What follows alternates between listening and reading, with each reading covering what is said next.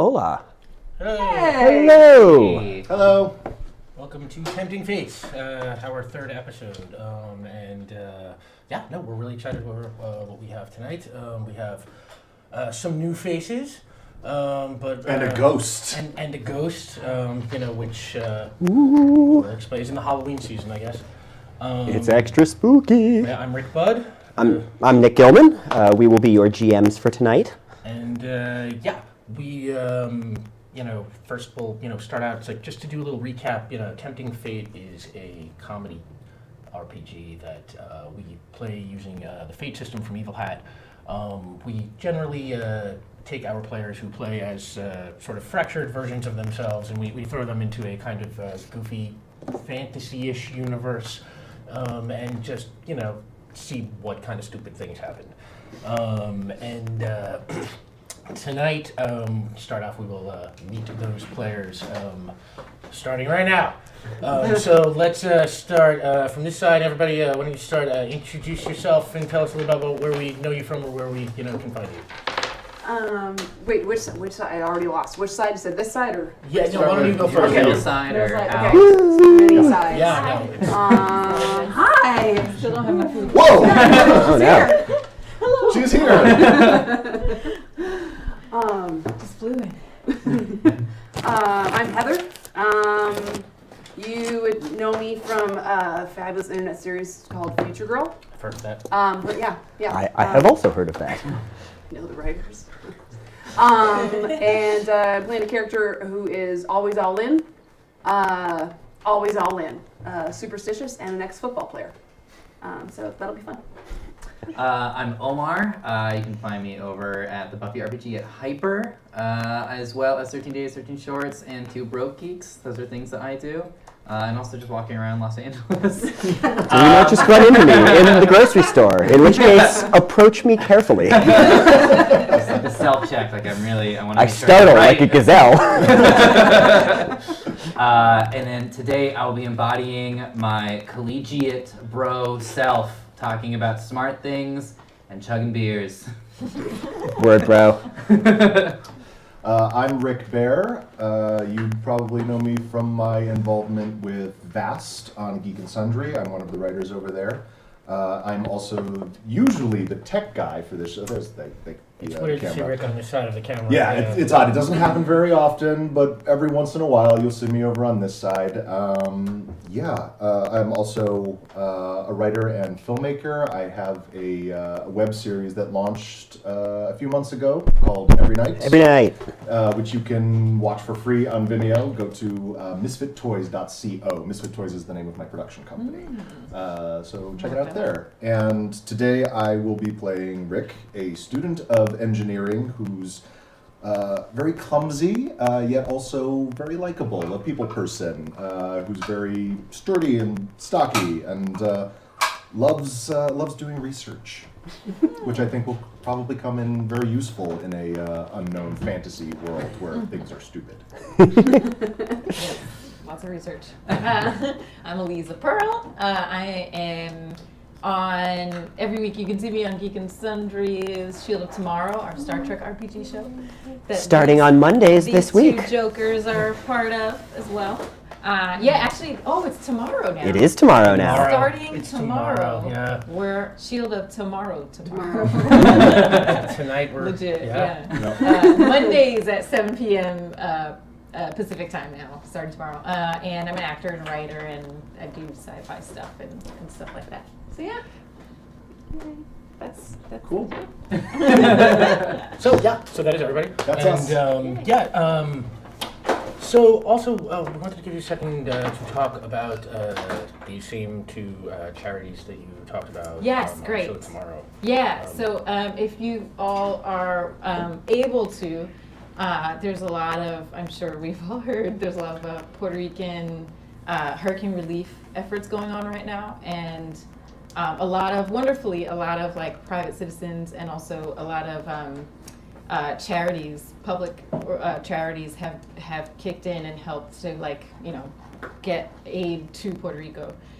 So 2 of the charities that I have been working, I'm not working with, but like donating to and also just like blasting around, are Puerto Ricans in Action.com. They're local to LA. They have a list of like 5 to 7 different specific smaller charities that are working on the ground to like help build sustainable housing, and they're just doing like more specific work in Puerto Rico that will be ongoing throughout, the hurricane reliefs and after. And then also the, what's it called? I forgot. Brain fart. HispanicFederation.org, which I found out through Lin-Manuel Miranda, who's been tweeting about them a lot. So they are also helping out with these, with the hurricane relief efforts and getting like chartered planes from New York to Puerto Rico. And by the way, there's also like there's a restaurant in North Hollywood called Mofongos that is taking in-kind donations, and they basically are working with an organization that's helping to get these like toiletries, flashlights, batteries, the things that people need there right now, getting them on a plane from LA to Puerto Rico. So I've heard of other organizations doing the same thing from LA, from New York. So wherever you are, try to just look for your local Puerto Rican establishments. If you're in New York, there's a lot of those. In LA, there's not that many. There's like one. So yeah, just like look around for those, try to support them and see what they're supporting as well. We'll tweet out some links that she mentioned during the break. So get started here. First, let's talk about the first thing we always talk about, the first line maintenance fund, which you will see the bar for at the bottom. The first line, much like Saving Throw, needs donations to keep it running. And I'm yeah. pushing the audio. Yeah, This is why the first line needs this to... you are seeing a perfect example right now. Right, we have some why. audio problems. And we have some audio problems we were dealing with as we Central speak, mind. and you can help us fix those problems and so on and so forth, and keep this place running, because it is, in all honesty, the only thing that keeps this place in business is your donations. So if you like what we do here and you want us to have working audio without Dom having to crawl around on the floor like that, please. Or, make his crawling around on the floor worth his while. Yeah, on the go. other hand, if you want There to you see Dom crawling around on the floor, crawling. Yeah. we can also, Right, yeah, that we costs can a talk. little extra, Yeah. but Yes. it is an option. Yeah.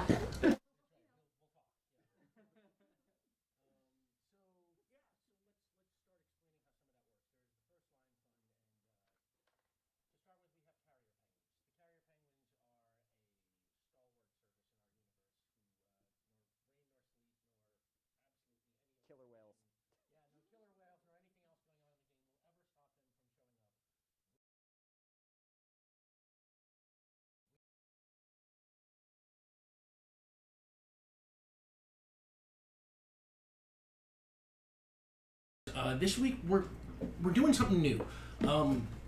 Last week we had something going on where our players were rhyming, and the idea is a couple of them ate some rhyme berries, and the rhyme berries made them rhyme, and then they would sort of phase in and out who was rhyming, and that was controllable by donation. And we had a really good time with it, so we wanted to try something similar. So this week it's going to be built into the game that someone's going to be talking in a Muppet voice.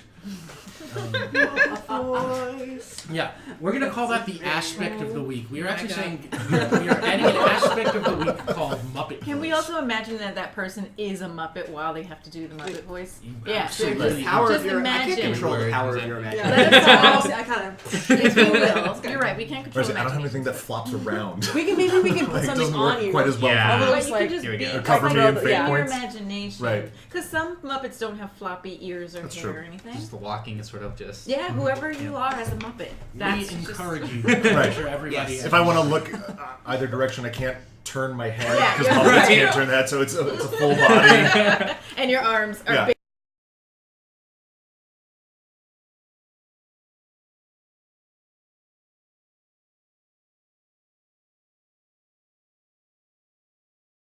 Sorry, who talks like a Muppet, and you pledge the $5. I will roll a die and determine which of the other 3 players suddenly has the spirit of Muppet in them. And if we get to $100 in donations, one of our players Aragorn's monologue from the Gates of Mordor in Lord of the Rings in their Muppet voice. In fact, whoever is talking in the Muppet voice at that moment will read the speech Oh my god. in their Muppet voice. I hope we get to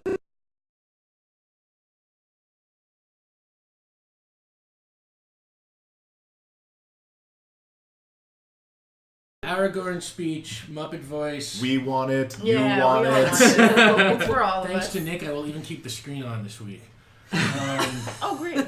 Yeah. And then, if you are somehow generous enough to get us to $250, one of our players will sing a couple of choruses from Smash Mouth All-Star in their Muppet voice. Yep. If they don't know the lyrics to Smash Mouth's All-Star, we will ask them to fill in whatever they think is We're not gonna get the lyrics. most my in God. the spirit. You of said it. the chorus, right? It's 2017. Yes. If you don't know the words Yeah, to the All Star chorus by is now, just- come on. And the chorus is Well, I knew them in the past, Yeah. but Just I the don't chorus. any Not longer. like Sure. a Tennyson poem or Come on. something from heart. Like, this is really hard. Maybe attention. Okay. But probably Smash Mouth All-Star.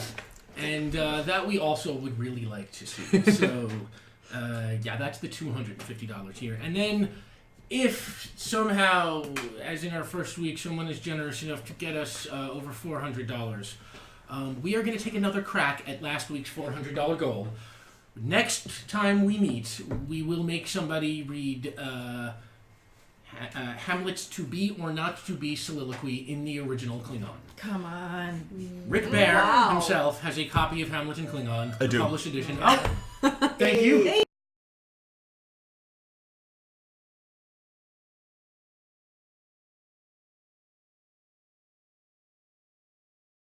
We're not good at this. We'll get better. I promise.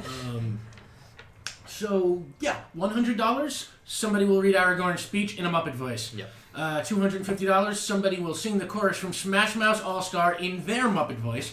And if we get to $400, then when we next meet for Tempting Fate, somebody will read the Hamlet's to be or not to be soliloquy in the original Klingon. Oh my god. Also, as always, if you sub, you get to assign somebody a reroll, and that could be the players, you know, if you are the kind of person who likes going with, like, the popular thing. But if you are, like, a free-thinking outsider, you might want to give that reroll to us. Or to us. Or to us. Yeah. Players, Yeah, why- I mean, yeah. saying. Yeah. Or, you know, just It's the your option. choice. We'll put it to but better it is a use. right decision. Yeah, Right, I mean, yeah. just, you know, It's, yeah, no, you want to give them to us. But, the players. Definitely. The players. Along those Yeah. lines, I need to correct something real fast. 2 weeks ago, our friend Sam DeLev bought a reroll for Gina DeVivo, and I forgot to give it to Gina, and then I forgot again last week because again, I'm not good at this at all. And now Gina is of course not here this week. So if Sam is watching or tunes in tonight, or if somebody lets them know, Sam can give one of these people or us Or us. Or us. Especially us. a Like, courtesy players. reroll to make up for that omission, and then Gina will get her reroll when she returns a couple of weeks from now. Which brings me to the last thing I should mention along those lines is September on Twitch, where first time subs were half off, you know, for the month. It Going got strong. Yeah, it got extended. Because you demanded it, or because somebody did. It is now going till October. I don't remember the 18th. exact 18th. Yeah, I am the only person at the table who doesn't know. Thanks, Omar. Yeah, we got the answer though. September. Yeah, Subtober continues. Or Subtober. September becomes Subtober. Yes, Subtober. September is now Subtober. So that's and half off subs. if you keep subbing, we could get to Subvember. It's possible. Oh. Anything could happen. Anything could happen. Subanuary. Whoa. September. Oh. Sarch. Subarch?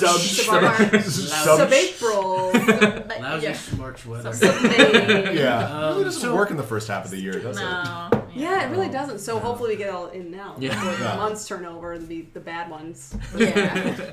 So, last announcement is, unfortunately, there is no actual Tempting Fate next week. We are taking a week off because I will not be in town. But, yeah, it's like, no, don't panic. Don't panic. Don't do what Elisa's doing right now. Please don't do that. Aki gives Rick their sub reroll. She means you. Thank you, Aki. That was confusing. That was a beautiful drama. That was Yeah. mean, Yes. but also funny. Beautiful. That is brilliant. So yeah, but we were not going to leave you high and dry next week. We would not do that to you. So Never. next week we are bringing in an expert at this. Me and Nick, not very good. We're bringing in an ace. Jackson Lansing, the GM of Vast, is going to come in and is going to do a cool homebrew game that he made up. I don't want to give away too much. I asked Jack to tell me the concept so that I can plug what the idea was, but it's kind of so awesome I want to leave most of it for him. Say it's a cool spacey thing that is very much in the spirit of Tempting Fate. One of the people playing with Jack will be Sam Delev, and there will be a bunch of other exciting guests who we will announce during the week. And is this next week or next? This is next week. Okay. And then Tempting Fate returns the week after that with Amy Dallin, Sam Delev, Omar. Yeah. Will be back, and who was the A other? fourth person.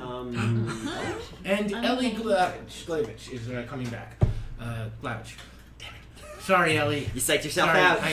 I always get it right, then I think I got it wrong. Hello. Oh, hey, Oh. Guru Matt. Oh, we love Guru Matt too. Sweet, wow, Guru we're getting Matt. all of our friends tonight. Oh, Yay. thank you, Guru Matt. He is the awesome wiki keeper for Vast and does a bunch of awesome, other awesome fan stuff. Thank you, Matt.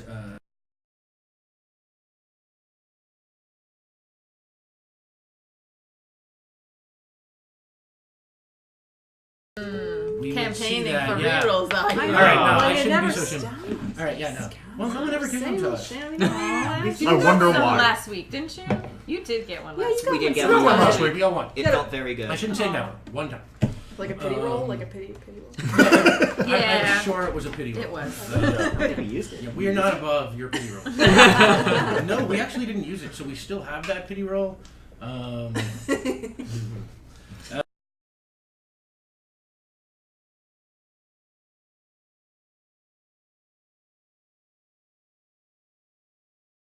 Strokes. Yes. Our game started when our original players were called to the weird, wild world of Tone by the personified spirit of Fun. Fun called them to help him in a battle with two demonic forces called Grim and Gritty, who seek to bring darkness to the land. And not like cool evil darkness, like kind of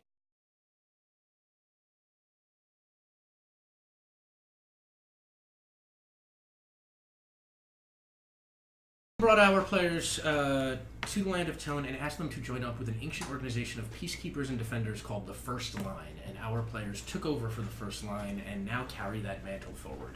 And it's not just our original players, but it is all by invitation, their friends and their associates. So some weeks we will have certain squads of First Line teams, and some week we'll have almost entirely new squads or mixed up people from different weeks. And this week, Aliza was already in the Land of Tone since our last adventure when she was part of the team that rescued Heather, the team leader, from being frozen in stone by an I evil actually stone golem carried wizard. You're the Heather's coolest. statue on my back.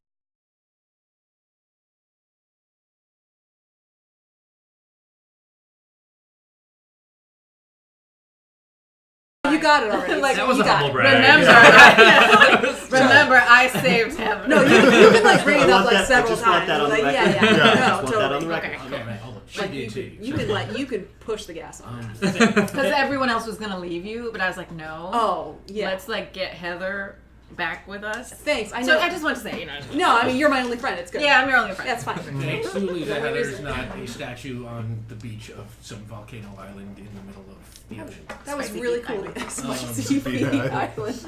I think the feet makes it sound nicer. Yep. Spicy feet. Oh yeah, Spicy feet. definitely. Yeah. So yeah, it was a great episode. You should check it out. That was last week. And this week, Amy and Ellie and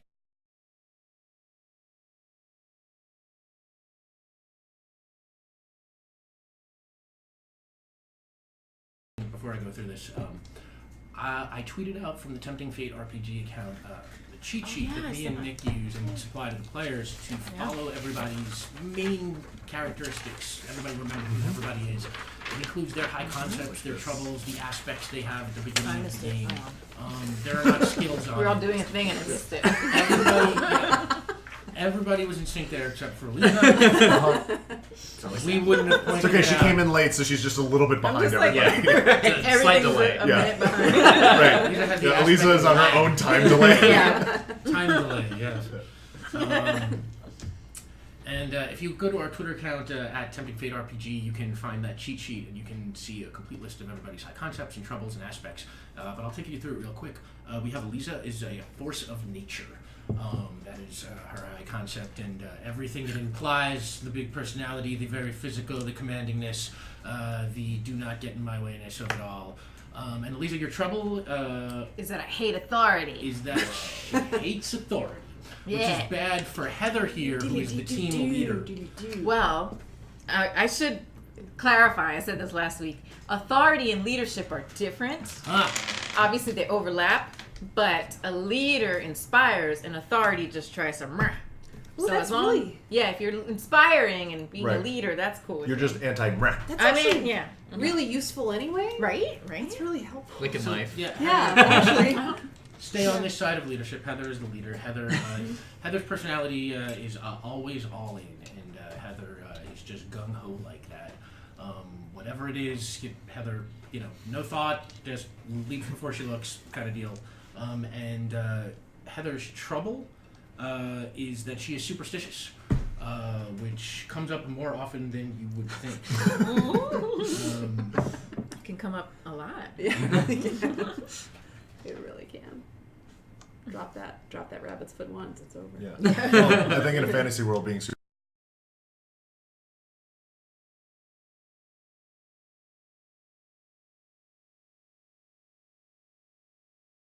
That's just regular.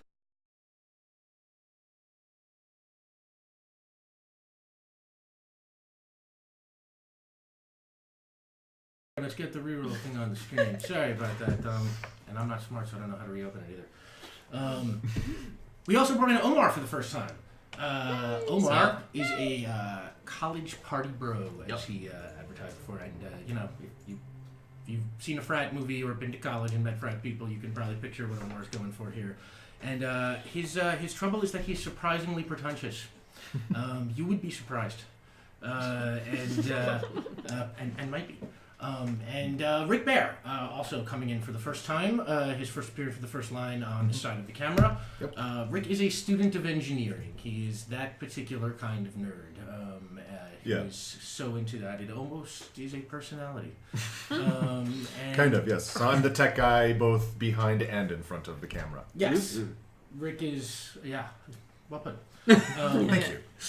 And Rick's trouble is that he is kind of clumsy, which is a kind of terrible combination with being the tech guy. Right. Yeah, makes rewiring things kind of difficult sometimes. Yeah. Let's see this. Ominous. That may come up in interesting and yet unforeseen ways. Kid. If I know Anything can these happen. two at all. It's gonna be trouble. And that's where we start. We find all of you at the first line station. Heather, you are no longer frozen in stone. Yay! During the week, they had you set up in a room where they were using you as a hat rack, waiting for you to revert to humanity, which you finally did. And we're Covered in scarves and hats. Right, the change was instantaneous for you. You actually, you don't remember anything happening to you, but you were delighted to find yourself with a fancy hat. Jody. Oh, Jody Hauser! Jody Hauser! Hello, Jody Hauser! We love Jody Hauser up. also, and totally can't wait to get her on here and torture her too. In all your spare time. In We all your got the spare thing time, rolling. Jody. See, Tech genius over here. Yeah. right. We can do stuff sometimes. Hi Jody. So where were we? Yeah, right. We're getting started. Let's get going. So suddenly warm. This is amazing. Now, Heather is unfrozen, and during the past week, while you have been unfreezing. Jeff the Possum and his family, who have become the staff of this place, have been hard at work. They've been cleaning, they've been fixing, they have been mending, they have been possuming, just generally getting the station running again. And Nice. they're a disciplined force, and they're really excited to be a part of the team. The first line is legendary in this universe, and Jeff and his family find out that they can serve the cause by keeping this place in order for you as well. It's provided a lot of purpose to their little possum lives. Yeah. And It's nice, actually. Yeah. Do they And get we like are- healthcare benefits or anything like that? Oh, Yeah. yeah. Dental. Okay, good. Yeah. Vision. Yeah. It's Yeah. a really good program. We I don't want to work for Good. the first line. Yeah. Yeah. Don't we all? I don't have those. First line are very generous employers. Yeah. I bet their teeth aren't rotting out of their head. It's not like the house elf situation. It's like a different thing. Right. No, Well- we're very thankful to have Jeff and his family. Yeah. Yes. Yeah, Jeff and his family have been very busy, and they have been getting your garage cleaned up, and they've been getting that lab back in working order, and things are starting to look like a functioning office. Let's call it a headquarters. We don't like calling it a police station. You guys are not exactly, no. you're not police. Yeah. So No. this is think of it as your hall of justice. Yeah, there you go. Right. And things. Guru Matt gives Rick Bear Yay. Yeah. I mean, sub reward. I appreciate Thank being you. specific, but it still hurts. Yeah, you learned the wrong lesson from Aki's behavior. No, absolutely the right lesson. Thank you very much. What happens, Yep. right? It just all snowballs. Now, while you are watching Jeff get things in order, one of the things Jeff has done has been starting to clean up the library, and Jeff found a book in the library, and the book is about fun, the spirit who brought you to this universe. Now, Heather, you don't know this because you were frozen in stone at the time. Alicia, you possibly remember this, but when you got frozen in stone, Fun used the last of his power to bring reinforcements to the team. That was Ellie, who joined our team last week and helped get you back. But it took the last of Fun's power. Grim and Gritty are getting too powerful, and the stronger they get, the weaker Fun gets, and Fun has since vanished from the universe. Ooh. But Jeff found this book. And we're not even going to make you read the book. We're just going to tell you right for right now. The relevant part is that you figured out a couple of things. And one of the things you figured out is that Fun really loved it when people talked in Muppet voices. Yep. That didn't take long. One of his To page one. Right. If there's one thing you know about Fun, one thing you gotta know is that he really liked Muppet. Fun loved it when people talked in Muppet voices. And he also enjoyed Lord of the Rings and Smash Mouth music. And this Those book are all fun suggests things. that you can rally fun spirits if you indulge in these things. So I'm just going to say outright, because of your duty and loyalty to the first line, you absolutely agree to give this plan a shot. One of you will talk in a Muppet voice at all times, hoping that somehow, somewhere, Fun is gaining strength from your Muppetations. Muppetiness? We are asking you to be, yes, the most Muppetational, inspirational celebration. Yeah, this is what we call our shit. The Tony Robbins Our Yeah. Muppet. safe- So, I'm just gonna see a Muppet every time I see Tony Robbins. Yeah. Yep. It's on the headset, like big hands. You know? Yeah. Big headset. Yeah, big headset, big hand. so somebody's got to choose to start. Heather, you're the leader. Do you want to take it on yourself, or do you want to assign somebody the talk like a Muppet until somebody in chat is kind enough to liberate them? I'm looking for Aspect. eagerness in your eyes right now. By the way, just to make it clear, they can choose their own Muppet voices. We will. Yeah. We're not limiting you in your Right, we're not going to Muppet say you voice. got to do Ralph or you got to do Kermit or Piggy. You can pick. Sorry. I'll take it. I'll take first shift. All right. First shift. A true leader leads by example. Good leadership. Right. That is good leadership. Yeah. I respect that. Thanks, man. That was like surprisingly warm. You weren't talking to me, were you? Yeah. You're not talking in a Muppet voice. Oh. Hey guys. There we go. I'm trying to be. This is the worst one. Hey, It's everyone. perfect. It's It's sort of perfect. like Kermit, but not at all. I'm so excited. I don't think we have to change. I think that. Okay. I think that's just the way the show is. For us. Yeah. It's Michael Scott doing a Kermit the Frog. The people watching are like, I don't this change it fast. If you want this torture to end, you can donate $5 to randomly change who is doing the Muppet voice, or $10 to actually choose who has to be tortured in this horrible, horrible manner. Keeps. Yes, you get to decide. So yeah, Heather, you are now talking in a Muppet voice, and the four of you are hoping to rally fun a little bit. And while Heather is trying out her Muppet voice and sort of getting adjusted to it, the bell rings. Oh. And We have a bell? they now have a bell. Oh, wow. Thanks, Jeff. Jeff fixed the doorbell. Jeff fixed the doorbell, or actually one of Jeff's children did. It's a good We'll wiring get you job. names on Jeff's children as we did in the future. In fact, if you want to suggest names for Jeff's children in the chat, please go ahead and By all perfect. means. we will look that over. Jeff has a lot of children, so you can suggest a lot of names. And yeah, the bell rings, and the four of you go running down to the hallway. Someone's here. Someone's here. Ah! How exciting. And at the entrance, you see a suit. Basically, an invisible man wearing a very fancy suit, almost James Bondian. That's a nice suit. What? It's just a suit, though. There's no person in it. It's still a nice suit. I am right here, man. Ah! And he waves, and the suit arm waves, and it's like, hello, my name is Numero Uno, and I am here to talk to the first line. I am. Dope. I take it by your rainbow-colored Bobby Cat-hatted uniforms that you are the first line. By the way, I should take this moment to explain that the first line uniforms are rainbow and Bobby hat with cat. They're basically like. By the way, Well, we look well, banging. Right, Yeah. they're basically Yeah. like X-Men, like movie-verse leather suits, but with sparkles, and then like Yeah, a like bowl Rainbow hat colors. with sparkles. cat Yeah, ears. rainbow Solar hat with sparkle. cat ears. You also all have a whip of justice, by the way, if anybody doesn't have that on their sheet that gives you +1 to fight. So, Cool. Yes, Lasso. your lasso. yes.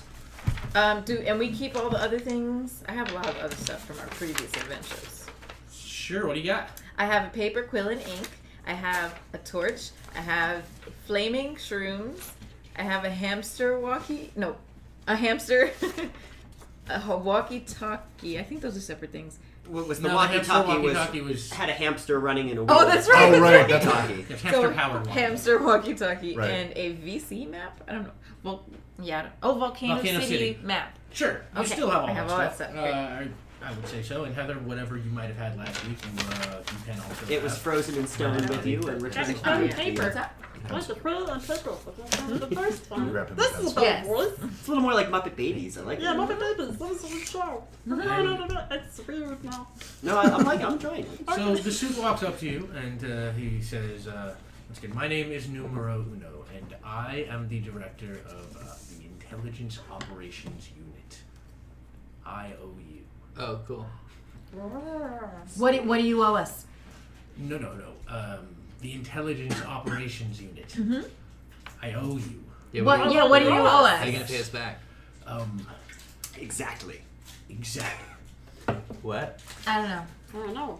I think we should just listen to what he has to say. I'm highly observant and I don't get it. But go ahead. Consider expressions anyway. I like the voice you are doing. What's wrong with my voice? It has a Muppet quality to it. Or it does. I enjoy it. Let's get right to the heart of the matter. My organization, I.O.U., has been spending years tracking an evil criminal syndicate known as H.E.N.C.H. It's one of those acronyms, H.E.N.C.H. They are I see. Yeah. horrible, evil, nefarious criminal henchmen. But it's still But henchmen at the henchmen? end. Like, it's- Well, Alright. nobody accused them of being geniuses, just criminals. That's Well, they're fair. very clear. That's true. Right. True. That's Yeah. true, Heather. Yeah. Hench has Knows learned exactly to what they spot are. us from a mile away, despite the fact that our entire organization is made of invisible people. So we need to try a new approach. Now, recently, our agents intercepted a truckload of students on their way to H.E.N.C.H training camp. Camp Henchmen. Does it stand for anything, or is it? No, That one does not stand for anything. Camp Henchman is named after a generous donor to the organization, Peter Henchman. yeah, for sure. It's just a coincidence. I would like you, as the first line, to go undercover as H.E.N.C.H trainees to learn the secrets of their organizations and help us bring them down from the inside. Let's do it! And me and Heather jump up and slow-mo freeze frame high five. Like Literally, like you freeze in midair. And then, yeah. But they do that by Just themselves. standing there, like, how do I do that? Yeah. Just walking around them. Gnarly guys. Yeah. They do their own bullet time. Quite an enthusiastic We'll answer. build a whole thing. We'll build a whole. Yep. Yep. I appreciate your Muppet gusto. Thank you. Like punch him in the suit, like friendly. Now, to aid you in your quest, please don't punch me in my suit. To aid you in your quest, the first thing I can give you are H.E.N.C.H trainee uniforms so that you blend in. Now, the thing to know about H.E.N.C.H is the entire organization is made up of crocodiles. They're half What? crocodiles, half alligators. Crocodilators. Oh yes, of course. Sure. Where Yeah. did the Of course. D come from? Right now, All I'm the sad. strengths of crocodiles and alligators together, while canceling out each other's Right. weaknesses. All of the strengths of both crocodiles and alligators, but none of the weaknesses. Oh wow, that's scary. actually Okay. pretty bad. So they can. No wait. So No, you- I guess they couldn't. All right. Actually, that seems pretty normal. Does not compute. Does not. Your H.E.N.C.H trainee uniforms will come with crocodiler heads that will cover your own heads, which we have found surprisingly effective in fooling actual crocodilators. So that will take care of blending in for you. But that's not all. Chill. We have some weapons for you too. Oh, cool. Cool. Eliza. Yes, I'm ready. And he reaches into his pocket and he pulls out a pen, Oh, did you which throw you it? take right Nope. out of his hand. Too And fast for y'all. Oh, what is it? Is it what would I do with this? Do I write with it? It must be more than. Do you mean like my weapon is the power of words? well, the power of words are a kind of weapon, but in a more accurate sense, your weapon is a dart pen. You can use that pen to shoot a dart. Can I try it? I'm gonna try it. One time. Ooh. And Felt then the breeze. yeah, You it fired works the so dart already? Hold up. I I think said, it. can I try What? it? And you said, yeah, Like, try I it. think it was only one though. Oh no! I think that was Can I get a refill? What did you shoot the dart at? At the wall. At the wall. Okay, well, the dart bounces off the wall in numero no. I request that you save the limited uses of your weapons for the mission itself. Sorry. It's okay. I should have made myself clearer. And he goes and he picks up the dart and he reloads the dart pen for Thank you. you. And he says, this is one shot, and if you Oh. shoot somebody with this dart, it will instantaneously knock them out. Oh, good. Ooh, cool. All right. Cool. And from a game perspective, we will tell you that you will not even have to roll for that. If you hit somebody with that dart, It just it bloop. just works. Okay. Rick, I have for you this grappling hook watch. And he hands you a watch. Sweet. So stylish. Whoa. Ooh. Nice. The grappling hook watch is also a one-time use, and then the rope will dissolve that holds the grappling hook to the end of the watch. It's perfectly concealed. Don't ask us how it works. It's a trade secret. Gotcha. One use. Omar, What's that? you get a camel cloth poncho. All right. This cloth will give you one guaranteed stealth move in game terms, or in universe terms, which I should have done in reverse order. Will let you blend in once with anything around you. But once you've activated the camel cloth, it forever retains that shape, so it only works in that one environment. So it's like a TARDIS-y kind of thing? Yeah, sure. It's like a Tarsi kind of thing. Yes, Okay. it disappears into its environment, kind of. Oh, okay. All right. Thank you very much. I appreciate this gift. You're welcome. You did So right. polite. And Heather, Yes. you get this toothpick. However, it is a lockpick toothpick. Wow. One guaranteed burglary move. Alright. And we're just gonna go full blend on game terms. It's just easier. Yeah. that It's way. just characters in this universe are weirdly self-aware. It's fine. For the remainder of this scene, I'm just looking at the watch and trying to figure out how it works and not paying attention to anything else that's happening. Alright. All right. That sounds fun. And now your mission begins. I'm going to load you onto a bus which is on its way to Camp Henchman. You will ride with the other trainees into the park. Or the camp. Camp. Definitely camp. Camp Henchman. Where you will then be on your own. Good luck, and may luck be with you. I'm sorry, I'm not good at speeches. That was great. That was a pretty good. we can get in touch with you? At all? Or we just cut free? Yeah, Just wait, on what are we our supposed own to do from there? now on. We're going undercover to do what? You are going to learn the secrets of the organization from the inside. You're going to see how they train their agents and then report back to us on those methods once you graduate their school. Oh. Oh wow. All right. Once we graduate, Okay. once we graduate their school. Wait a second, I'm not listening to this one. Yeah. Sorry. So when we graduate, Rick, do we you just have any come and questions? find Huh? you? About what? We just come Rick, and do find you know what we're We'll doing? find you. Rick might have Okay. questions. Uh-huh. We'll fill you in on the ride. Okay, that's It's fine. We've got a long bus Oh, ride. good. Yay. Cool. Well, we'll see you after graduation. So sorry. And with that, we will cut. Numero uno brings you to a top secret meeting station where you see prospective agents of H.E.N.C.H filing onto a bus, almost as if they are headed towards military basic training or something, except they are all much more evil looking. And you slip into the line and you get on the bus, and the bus is off, and you look around and you find yourself just surrounded by crocodiles who seem fine with you guys, even though, you know, your heads are obviously fake. We'll say they have like a little circle in your fake crocodile head that lets your real face peek out, but the crocodiles don't notice Right, that. then there's like a whole Yeah. crocodile head like above like your Right. hairline Yeah. basically, but Extensive. they're just like, yeah, that's what we look like. Seems legit. Right, yeah. Extensive testing has led to these fake crocodile heads that are surprisingly effective. Yeah. So you are on the bus, and you look around, and you are surrounded by crocodiles, and one of them looks you over and says, "You all must be new here." In the bus of recruits? Yes. I've never seen you at any of the early recruit meetings. Well, we're latecomers. I would definitely remember that voice. That's what my mom says.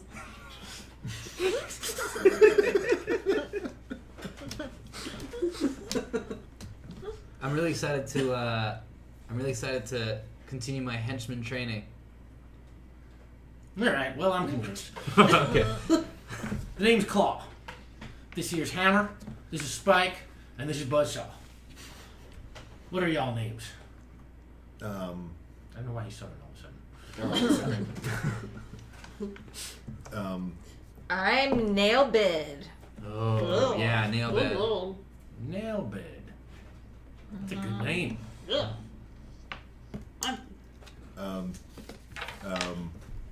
My name is Tool.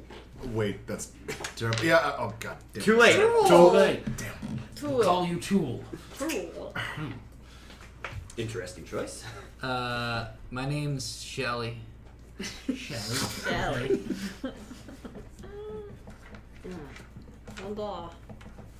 And my name is Toothpick. Toothpick.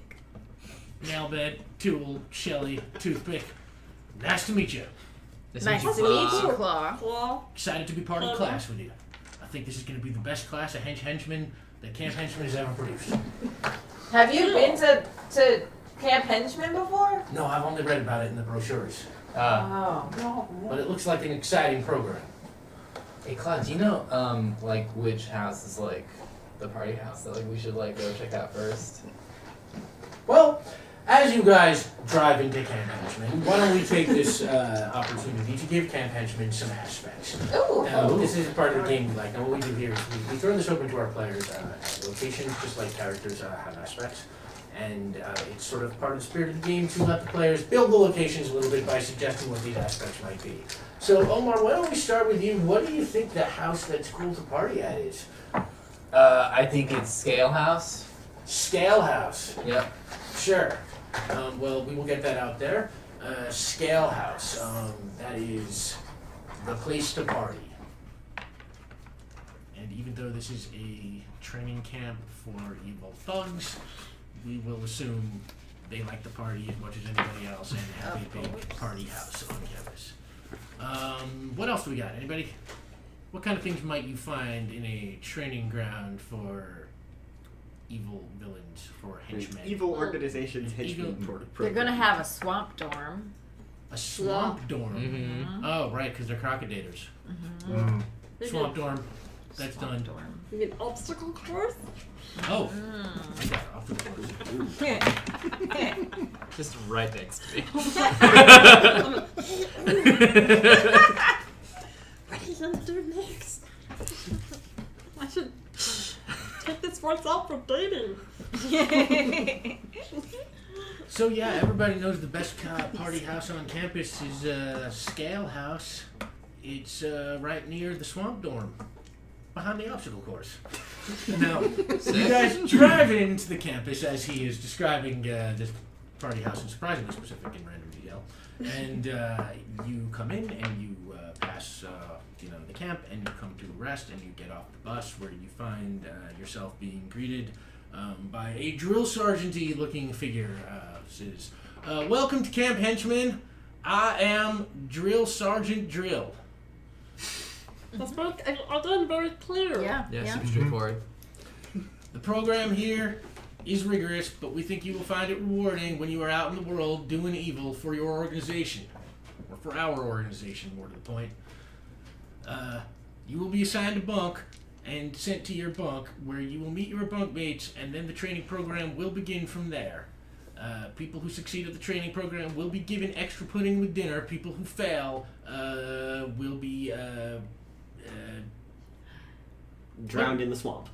drowned in the swamp seems heavy. What do we think should be the punishment for people who fail? It's, the calorie No version pudding. of pudding. Will be docked their pudding. Oh, Thank you, harsh. Omar. Yeah. It's an Omar. entire pudding-based economy. Omar, you're mean. It's harsh. So you are sent off to your bunk, where coincidentally you meet your bunk mates, who are Claw, Hammer, Spike, and Buzzsaw from the bus. Oh, Hey. what's up, boy? Hey. You're like, Hey, hey, guys. it's you guys. It's good to see you again. Guess we're bunk mates, huh? Yeah. Yep. Yeah. This should be fun. We'll hit that scale house and go partying together. All right.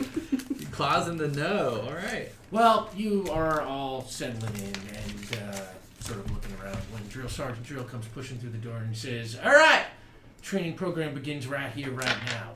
When you are a henchman, every second matters. Any second of the day, there could be a need for your skills or for your evil or for your formidability. So we throw challenges at you that keep you as sharp as you can be and as evil as you can be. And everyone knows one of the most important aspects of being evil is evil cleanliness. So the first thing we're going to ask you to do, Bless That's you. you. Thank you. God bless you. Thank you. So the first thing we are going to ask you to do, in the name of evil cleanliness, is a bed making contest with your bunkmates. Winners get the extra pudding, losers lose their pudding. This Okay. is serious. All right. Okay. You're each, 3 of you will have to go against 3 of them. Oh. What skill does Thunder in? Yeah. Good Would question. it be like crafting? Would it be So, athletics? for the What's sake that? for the sake of What? these head-to-head competitions, bed making is its own skill. Oh, okay. Now, Okay. But how do we roll on that? it means you roll it at a 0. Oh, okay. But of course, you will be rolling against people who are also just learning how to make beds, Okay. as far as you know. All right. Yes, we there did is not- actually a chart on the wall, which is a proper guide to evil bed making. And it has all the steps, one by one. You all get a chance to glance over it. The other team is also studying it, rolling their crocodile snouts and sort of trying to think it over. And Drill Sergeant Drill says, "Enough! Let the competition begin. To your beds. Who's first?" I never make my bed. Well, I Lisa, am. then you're first. And you will be going in a bed making contest against private Claw. All right, Claw. You line up. There's beds. It's like a dormitory, and you're on one side, and Claw's on the other side. And it's like I have to put things in order. on I'm your like, marks, get set, make your bed. Oh, I got 2. Claw only got a 1. Well, Wow, I'm so surprised. So, despite your reticence, you actually absorbed the bed-making chart pretty well. And Claw, you notice as you're making your bed with style and panache, you look over at Claw, and it's like, he's struggling. Those crocodile hands are just not made for bed making. It's for such an important skill for the organization, it seems kind of unfair. But hey, arms like look, this it's long. not your place to, this isn't the time to worry about the injustice of the Crocodile henchman training system. This is the time to make a bed, and you made it. All do you right. think this is funny, Private Bear? Private, I'm sorry. Tool. Tool. Private Tool. Cool. Like the band. It was just a coincidence that I happened to call you by. I thought you looked Right. sort of You look bear-like, like bearish, B-E-A... Wait, no, that's the wrong one. That's fair. I get You that a will lot. be rolling. You will be in your bed making competition with, let's say, Private Spike. Okay. Spike squares up with his little crocodile hands, gets right near the end of the bed, He's ready to go. and kind of taunts you a little bit.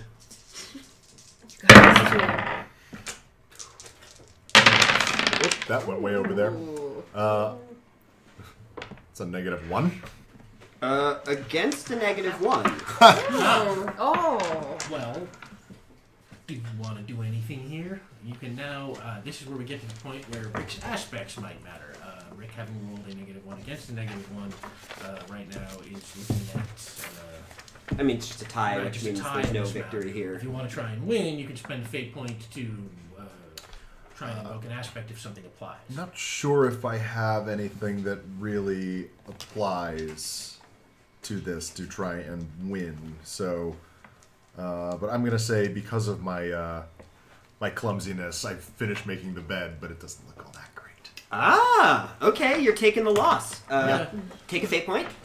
That's a concession. A bold That's move. perfectly fine. Yeah, so, you make an effort at making the bed, and it's like you're trying to remember the chart, and you're doing a pretty good job, but your hands just won't cooperate. And you It's not a notice, machine. I don't right, know what and I'm you doing. notice that Spike, unlike his less dexterous, companion, has got some real magic crocodile hands. I mean, those fingers are just working their way across this bedspread. Everything's smooth, everything's level. It's a nice looking bed. And even you have to admit, wasn't your round. By the way, I would like to take this opportunity to say that Sam, hello Sam, has given their reroll to Eliza. Oh, is that our Sam? It is. That is our Sam. Yay. Thank you, Sam. Wonderful Sam Belev of Shield of Tomorrow and Vast, and 2 weeks from now of Tempting Fate. Yes. Thank you, Sam. And that brings us, Buzzsaw. Private Buzzsaw, you will be challenging Private Shelley. How's it going, Buzzsaw? What kind of tool is a Shelley? Buzzsaw's like, so, How's it going? shy, you know. Same here. It's a -1. Against a 1. Oh. So, that means you are down unless you want to try and now play one of your aspects on this. Now, Omar's aspects, he's a college party bro. He is surprisingly pretentious. He is an experienced delinquent. He is a beer pong champ. And he's friends with everybody. As personality aspects go, I would say beer pong champ is the only one that probably even comes close to anything physical. The question is, Nick, do we think there's enough of a nexus between beer pong skills and bed making physical skills? It seems a little tangential. Unless the beer pong is being played at a toga party, in which case he probably has experience with sheets. That's actually really that could also good. be just his college party bro aspect. Yeah. He has Right. experience with sheets Right. 'cause of That's toga a very parties. good. I buy that. Now, keep in mind here, a victory here will require 2 invokes. Because you've got a 2-shift down. So your first invoke will tie you, which would mean, they don't win, but neither do you. A second invoke would put you over the top. Now, one of you could also help him if you have something that applies. Oh, Let's see. Maybe superstitious. I said, as he's making his bed, I put I'm so sorry. someone I'm not. Someone save Heather. If you donate $5, we will randomize the order, and somebody else will have to talk to a Muppet, and Heather will love you forever. Because she's gonna hate me forever. No, it's okay. I love you. It's nice of you to say so. I love you. Maybe superstitious. I will put my rabbit's foot into his back pocket while he's making the bed, which will give him luck. Nick? Hmm. See, I feel like superstitious is more about your frame of mind rather than the ability to actually generate luck. It's a noble attempt. If you want to, let's see.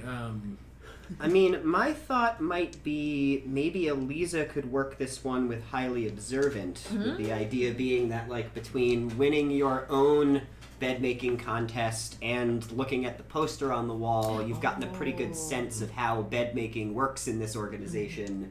And, you know, you're standing over Omar's shoulder whispering tips into his ear. Yeah. Something like that. Yeah. I like that.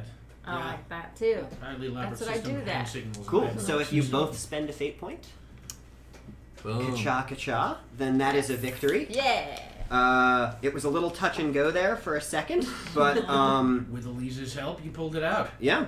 And your bed looks great. Drill Sergeant Drill takes a look at your bed, and a single tear rolls down. A single crocodile tear.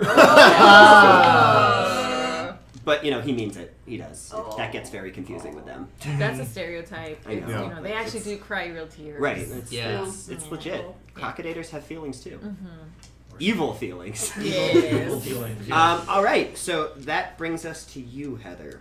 And as you approach the bed, you turn to look at your opponent, the hammer. And the hammer, there's a glint in his eye. And you notice that he's got a little pin on his uniform. And that little pin, it's a little gold pin, and it says Bed Making Champion on it. Hammer's got some bed making skills. Got this. Yeah. Not some bed making rolling skills. Hammer's got good making skills. Nick does not know -3. -3? Ooh. He has a +3. Oh.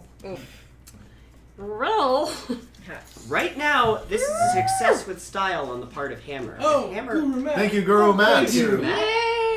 If the Hammer wins this round, he will get 2 victories, and he will defeat the 4 of you, and this will mean defeat in your bed making contest. Now, on the other hand, you need at least 3 invokes just to tie and not lose, and 4 to actually win. Now, obviously, we've already opened up, assistance from other players. Does Heather have any rerolls, and/or could I give Heather a reroll? You absolutely can. Rerolls are freely transferable. You want a reroll? yeah. You're the best, Liz. Yay! Hold before you reroll. Suddenly, Heather, you realize as leader of the team, you have shouldered the burden of Muppet voice for long enough. And by the good grace of Guru Matt, you pass that burden to Rick Bear. That's thank you, Had a Matt. feeling? Had a feeling. Thank you Yep. on so many levels, Guru Matt. Guru Matt. Oh, what kind of Muppet voice do I do? Do I something high pitched like that, or like? It's up to you, and we'll Do accept like around both. the dog if you want. or- We'll accept Right. both canon Muppet voices and Muppet sounding voices. Right. Yes. You probably just have to do something Muppet sounding. In I'm the not spirit. familiar Yeah. enough. Anything growly or high pitched or deciding trying to think. what kind of Muppet voice a person does is a highly personal issue. Yes. Right. Yeah. And it cannot be rushed. Have like a One spirit must quest. come- You Why gotta don't you go, like- continue with this Yeah. this part of the Yeah. challenge, and Yeah. I'll think on it. You have a moment to consider. Thank you. Yay. Thank you so much. You're the coolest. Yay! If I had like one M&M left, you could have it. Oh my god! Just the thought. I can help with that. Oh, Hey, all right. So now, do you got any one thing that you can invoke? Is all that you would need here. two. That was a very useful reroll. I ate That all was mine. super useful. It was awesome. See, the rerolls do make a difference, folks. For every reroll you get them, they do wind up mattering. Maybe can I do like I am making the bed with style, like I was a high school football player, so maybe like the last like pillow that graces the bed, I like throw it across the room in a perfect pass and it, like I mean, lands right. The bed catches it like and runs it. that's for the sake of just saying that this does work. I'm going to say that like the simpler explanation is just that like as a high school football player, you did like football camp or something in high school, and like Okay. making your bed, to regulation was one of the things that they required you to do. Okay. But now that we've established that it works that way, yeah, let's do the pillow Can we do throwing that thing. anyway? Let's just do it anyway. Yeah, 'cause It's it not works, topic. so, yeah, like, yeah, it's yeah, cool. No. That's fun. Oh, the touchdown. All right, so like you make your bed, you follow the stuff. You could see that like Hammer is really just making the shit out of his bed too, and so you're like, I need something special. I need something to blow this one out of the water. And then it's like you got the last pillow. You fade back. It goes up. There's like that moment where everything goes quiet. And everybody watches it soar across the dorm, and then it lands like perfectly. Like the bed starts sparkling as soon as it hits there because it's just like nobody has ever placed a pillow, and like even the Hammer starts weeping at the beauty. He's like, I spent my whole life. He takes off his pin and he solemnly hands it to you because he's like, Wow. I cannot in good conscience wear this anymore when there is such a superior bed And you maker can here. put that pin in your extras. Well, I also feel like this pin should go to Eliza. Eliza. Eliza. Cling. Now it definitely should. It should definitely go to Eliza's no. character because Oh, of the I can't. reroll. No. It's my gift to you, friend. But you did it. It was all your work. It was a team effort. Then you keep it as the team leader. What do you think, Rick? This is so sweet. I love the camaraderie. Everybody's really great. This is a good team. They're a formidable force. Hammer goes, actually, it's one of those forget-me-not pendants, and then he takes it like it snaps into two pieces. That's what he did. It's like junior high, like the best friend that Yeah. If we are ever lost, find this. To ask of the bed making and find the other half of this pendant. I'm adding bed making champion, Yeah. And I'll put half bed making. Yeah. Half bed making Do you mind if I champion. ask which you, makes no sense out of context at all. do you mind if I ask you a quick question? Why did you have both pieces? Oh. Whoa. The Hammer gets a far-off look in his eye. And he's like, well, that's a story for another day. Maybe when I know you better, when I'm ready to reveal to you my dark and tortured backstory. Sick, I'll be there. Sick, bro. We look forward to it. So what does that make the final count? Where are we now? What is the score of the bed making That's contest? it. We're done. That's it. They The won. contest is That was done. it. That was the victory. Well, Drill Sergeant Drill walks in and he, No thanks to me. well, he's already in there. Drill Sergeant Drill's, congratulations, this side of the bunk has won. Your bed making skills are quite formidable. They are more formidable than the rest of your bunk skills. However, you have all learned the essentials of evil bed making, and on that, I officially graduate you from henchman school. You know everything you need to know. Go out into the world and serve hench and be evil. Now, That was a congratulations. I recommend you go to the big graduation party up at Scale House. Yeah, scale out. And on that, he turns around and walks out and he waves like, congratulations, trainees! Wow. Well, that Are was there like good. budget cuts or something for this school? It must just be That's fine. bed. It's just a fast track program. Wow, Yeah. that's incredible. Well, the Yeah, others like, are jumping we took up and like down, AP classes throwing their before. mortar boards, which they somehow Right, somewhere which got. you don't know where they came from. Yeah. They got them. They have mortar boards. Yeah, they're tossing them up in the air, very sort of celebratory, collegiately. And then they're like, "Come on, let's go party!" And then they all like kind of grab you by the arms and they head up to Scale House. To the Crocodile graduation. Right. So obviously, you guys walk past the obstacle course, Yep. and then when you find, the swamp dorm, you take a left, Yep. and then it's like, that's sort of like when you're close to a party, you're not quite here, you go, boom, Mm-hmm. boom. Right. You can like hear that over the hill, and so like you walk up the hill, and there at the top is Scale House. Yes. It's like a big kind of, gothic castle-y. It's a college campus-y looking building, but one of Okay. those sort of like slightly, old school ones. And yeah, there's thumping bass coming out of the windows. Okay, and the thumping bass continues to come out of the windows, and you get up to the top, of the stairs, and they welcome you inside. And you open, and there's a Crocodile toga party.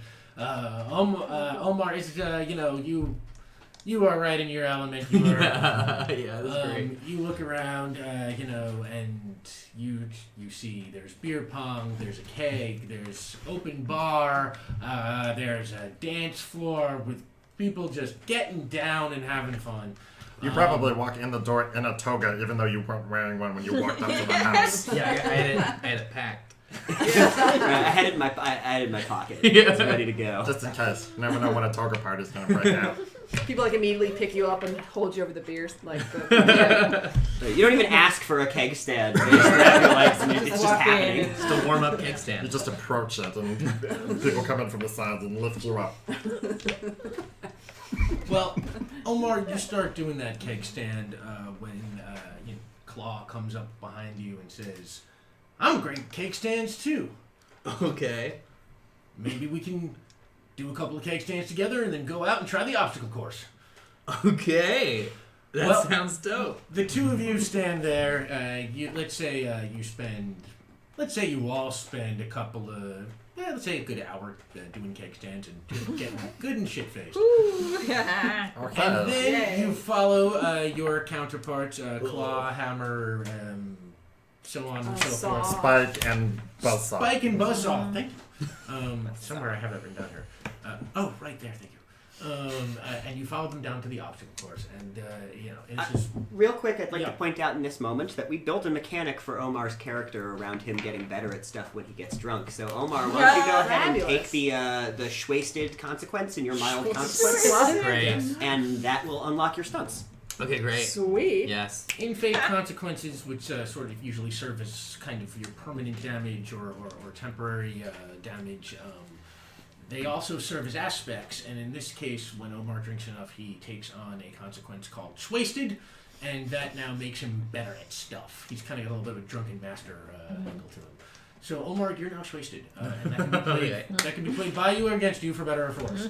And you are down to the obstacle course, and this is some real like American Gladiator stuff. You got to do the parallel bars and then fall into like a pool, swim across the pool and climb out on a rope and swing across the thing. And people are shooting tennis balls at you People are the shooting tennis entire balls. time. This sounds get a pretty run fun. over my little. So not like Ninja Warrior, where it's just an obstacle course, or a really hard obstacle course, but American Gladiators, where there's actual Like tennis there's ball like- cannons, there's and you're a gonna bunch fight of, each like, other with those Angry, things. looking crocodilators in like very revealing like onesies that are basically like ready to hurl tennis balls at you the entire time. Right. Okay. That's what they do. That's their job. Oh my god. Omar, That is their you have particular been fishing challenged duties. to the obstacle course by Claw, I believe. Yes. Sure. Yeah. Why don't we do this as a contest? That makes sense to me. All right, so in keeping with the contest, and I think this just is sort of logical here, this is going to be an athletics-based contest. It's Yeah. what you'll be rolling on and what you'll be rolling against. Now, before a contest starts, you guys are a team, and teams work together. So we've done this a couple of times now, but the way this works is those of you who will not be rolling have a chance now to try and create an advantage for Omar before the contest begins. Major. Now, Yeah, Omar, it's as an for interesting you. note, you can also try to create an advantage for yourself, but if you fail, you lose the first round automatically. Essentially, Okay. if you don't create the advantage, then you lose a turn, which in this case would mean like an automatic first loss. But before we get to that, there's a bunch of people who don't have to worry about that. So who wants to create an advantage? Me. I'm a gymnast. Oh, What? A former gymnast. former.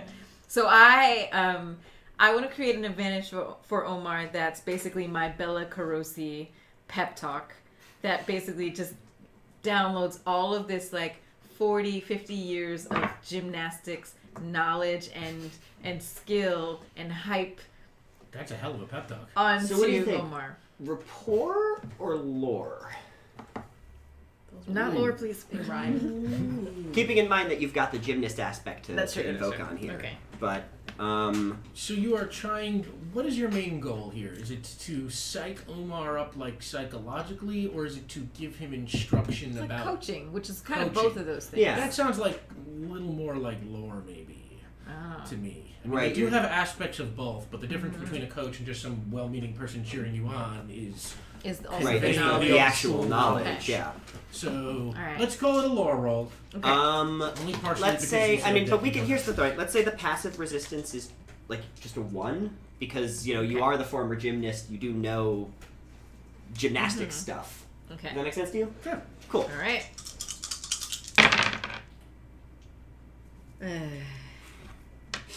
No, I got a -1. All right, you have options here. Oh, good. Okay.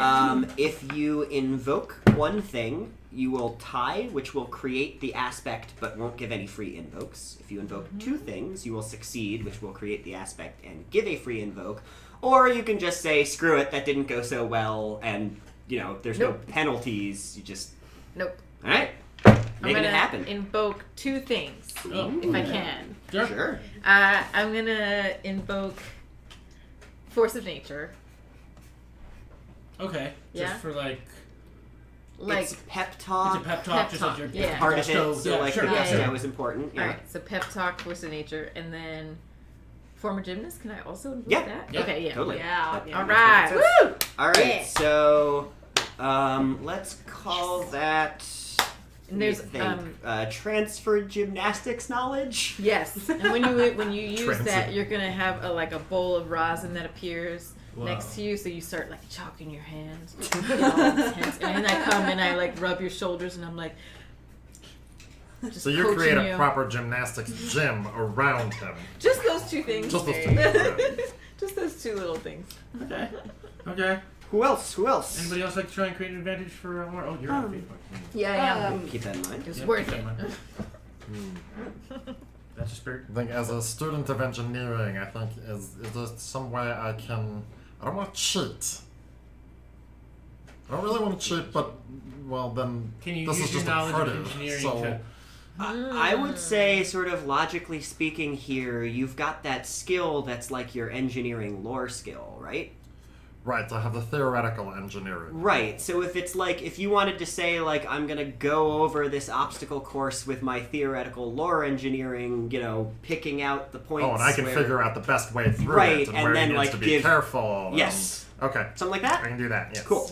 Rick has unique skills, theoretical and Applied engineering, which are in knowledge versus sort of field construction. So let's call that a passive resistance of... I guess that's probably also a 1. I mean, there's not really anything hidden in the I mean, course. if you're pretty good at it's like, engineering this is like stuff. An This obstacle is... course. This should Yeah, the call it a principles 1. should be pretty basic. Right.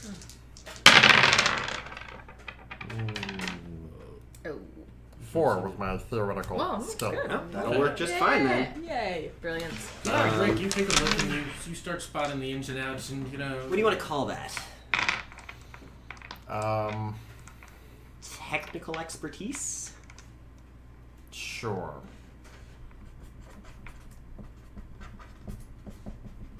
Heather, anything you want to do here to aid? And you get 2 Yeah, free invokes. That way. I'd like to Nice. pull on the high school football player thing. And I think I have you know, like either like mascaras or maybe some of the black stuff with me, and I can apply this under his eyes to reduce glare and help him like see what's going on around him and dodge the ball. I kind of really want you to screw this one up so I could describe you just poking him in the eye. But no, giving him before the- that happens. You know. Okay, let's I see. like that one. Thank you. I love that one, but I'm trying to think about like what that would be as a role. It's not really athletics. Lore? Let's call it crafts. Yeah, Crafts? crafts makes sense. Which I don't have. You're painting eye black onto the face. Now, there's a lot of skill to that, but it's a I craft. will say, but again, we'll just get that a 1 passive resistance because it shouldn't be that hard for you to do in theory. Because his face is right there. Yes. Like he's trying to. He's drunk and he swings. Yeah, so it's a oh, challenge. right, yeah. Yeah. There you go. Thank you.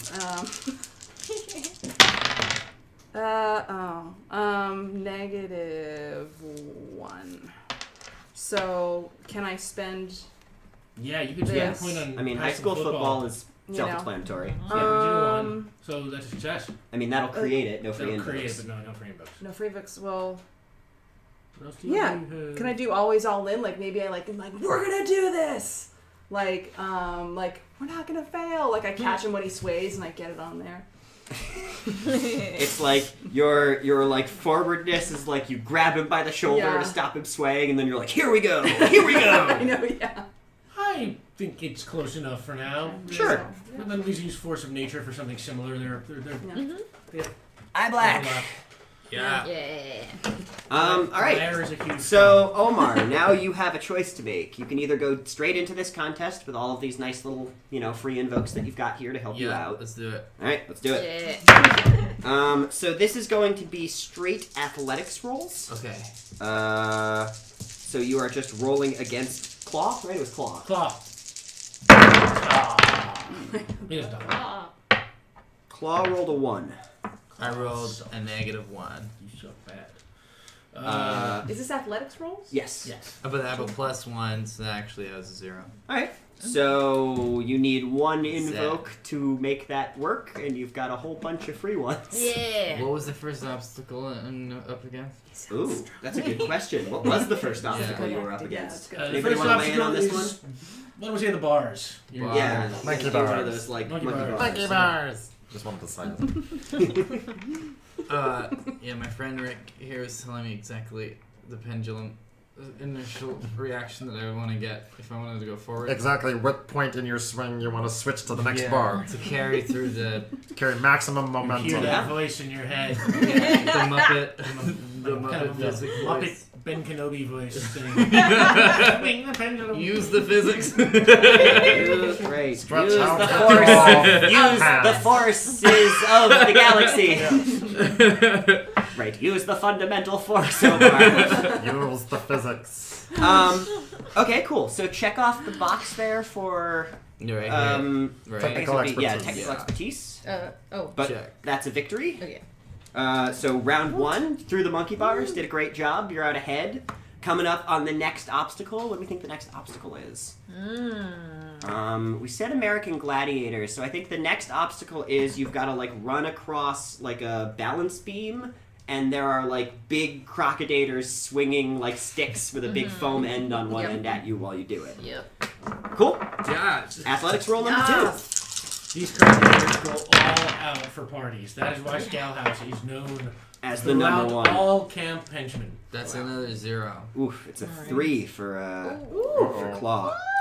That's a 3, huh? Get them invokes. All right. Hey, thank you, DJ Phoenix. Ooh. Thank you, DJ Phoenix. Rick is excited because that may well mean he's. That gets Somebody- Rick off the hook. Yeah, somebody else has I'm to still say very it. cool guru Unless man. they're like, no, just more Rick. And I'll reassign that to another player. Or I guess possibly to us, although nobody wants to see that. Yeah. Alright, so you're I down do. by 3, but you got all these free invokes. We Yeah. all do. Yeah. I say let's spend them while we got them. Yeah? So, I'm first of all, thank you so much. I know how to balance, thanks to that wonderful rousing speech. Yes. So I was able to balance while I was going on the beam. Makes perfect sense. There's a lot of movement going on, and a lot of the metal bars you're saying that they're like swinging. So like, I don't see them because I have the black eyeliner, so I'm okay. Here's a drunk Omar. Are you actually? Let me just swing it past him. Alright, listen. now, you're already winning this round now, with those 2 invokes. That makes it a 4 to a 3. You do have the option, you could just keep going, roll again, see what happens. I will point out that if you take your last invoke on there, because you do have 1 free invoke on the one you haven't used, it'll be it'll be a success with style, and you will just win. That'll be it. Oh, that'll be Contest it. over. And Claw's just like lost. That's it. DJ Clark's Phoenix, just who I like, thought was my ally, has apparently turned against me. We did say for $10 this would We be an did option. say for $10 that this would be an option, and that will teach us to be this generous in the future. But Omar, you are off the hook, and even though I am not in the universe, somehow my presence from outside the universe, speaking like a Muppet, will help the spirit Yay! on your behalf. So I guess from this point on out, I'll just try and do like a Ralph the Dog voice or something like that. It's a good one. If someone give me a piano, I'll play a tune. Tell some really bad jokes. Tell some really bad jokes. I say points for style for DJ Phoenix. I feel like. DJ Yeah. Phoenix. I'm just Nice saying. work. Nice work. Agreed. Phoenix. They Yeah. won't give us rerolls, but they will give us. I see how it How come is. y'all won't give us the rerolls? You'll just give us the. Still grateful So to yeah, Guru what's your now. play? Are we both running at the same time on the beam? Yes. Well, see, because what's funny is because we were able to figure out exactly like how to send out, because it's got the legs and then the vibration. I was able to hit it at certain points, so Claw was able to slip. Ah, I like it. So then he All right, cool. So that'll be a success with style. As you described, you're in front of Claw when you reach the end of the beam, and then you kind of like, as you're dismounting, you like kick it perfectly with your heel, and it causes these little sympathetic vibrations to run through the beam, and Claw's foot just slips off, and he goes right down into what was obviously a giant mud pool underneath it. My God, what a move! Which is, actually as a reptile is cooling and soothing, and he actually appreciates. But that's it. Basically, the point is with Claw in the mud, the rest of the obstacle course, though you are fairly drunk in a couple of those things, when they're firing the tennis balls at you, you just keep like getting hit by them and like kind of darrying up your hand afterwards. But it doesn't matter because there's no competition anymore. So you make it to the end of the course. You're standing up on top of the aggro crag, being like, Different show. Yeah! And the Crocodilators are all cheering and going wild for the new champion of the Crocodilator obstacle course. And they're cheering, oh, no, they're not cheering Omar. That's cheering not me. Shelly. Shelly. And you are enjoying the adulation, and the night plays on. You are the hero of the party. You go on to be beer pong champ, to challenge several people in drinking contests of various kinds, and dance the night away. I'd like to compel myself, because I'm so excited. This time I've stretched beforehand. I'd like to compel myself to just start doing lots of flips around, because I'm excited. But Well, if you're going to compel yourself, you have to suggest some kind of I a know. consequence here. I have a really bad consequence. I My crocodilator head becomes it's askew. Oh. Yeah. It's a big one. I That like is that. It's a big consequence. They might not notice, but it does. It's like, I mean, I think that's what's going to have to happen now, is you're going to have to make a stealth roll against a notice roll on these crocodilators. Although, take your fate point first, 'cause yay. that's a solid compel. yay. Well, folks, you can see how bad this is. You don't want to reveal yourself in a room full of angry crocodilators. All right. Sorry, guys. Force of nature. I can't With contain. crocodilators. I did good. I did Got good. 'em. This is stealth. Yeah, you just need to beat a 1. I got a Lucky for you, 2. Nick. You got a Continue 2? to stay Yeah, low. wait, I don't All have right, stealth so- here. Yeah, I got a 2. Nice. Okay, so you do a bunch of flips, and your crocodilator hat, like, falls fully off. And everybody else in the group looks at you in horror. Like, there's this moment where, like, but the other 4 crocodilators are still pulling Claw out of the mud. So, like, you have a second, and you have one of those, like, you look both ways, nobody's looking, you slam the head back on. At that exact moment, Spike turns around and is like, "Have I ever mentioned that you're definitely a crocodilator?" And then, like, turns back to the mud to help his buddy. They're all very sure that your crocodilator is not in doubt. And you all party the night away, and then you wake up the next morning in your bunk. Having graduated, you are being loaded onto the bus and sent back home today.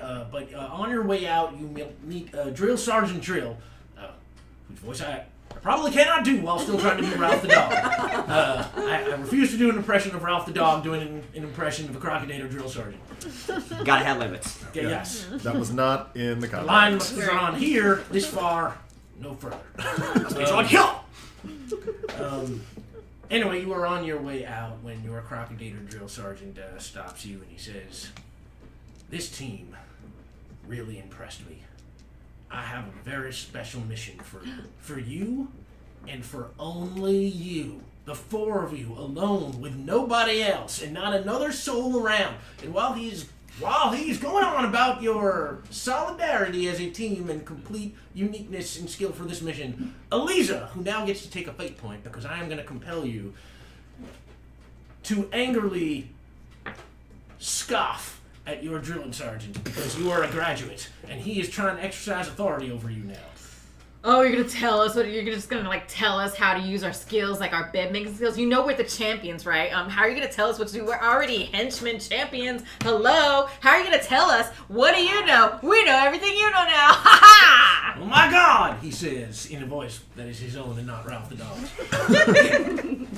I have never been talked to by a trainee in such a way, so no longer do you get to take this mission alone, but I am assigning your 4 bunkmates to go with you. And you are going to go out into the world, and you are going to take the skills that we gave you, and you are going to take all the evil training and evil things we taught you, and you are going to find numero uno, the head of our opposition team, the I.O.U., and you are going to kidnap him and bring him... What was that? My God! I'm sorry. Everybody, please Go ahead, set go ahead. your phones to vibrate for the duration of Henchman Training Camp. And on that, you will go into the world with your teammates, kidnap numero uno, and bring him back here. And he starts to load you onto a cargo plane. And as you join your teammates on the plane, the door begins to close, and we go to break. Wow. Alright! I don't know how the Duke boys are gonna get out of this.